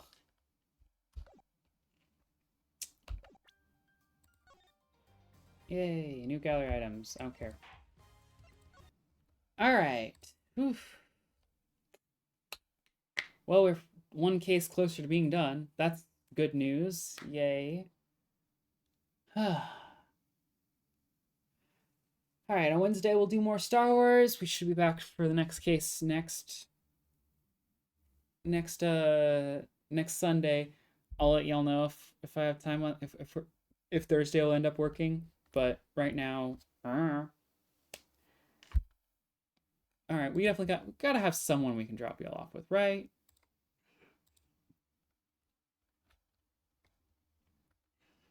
Yeah.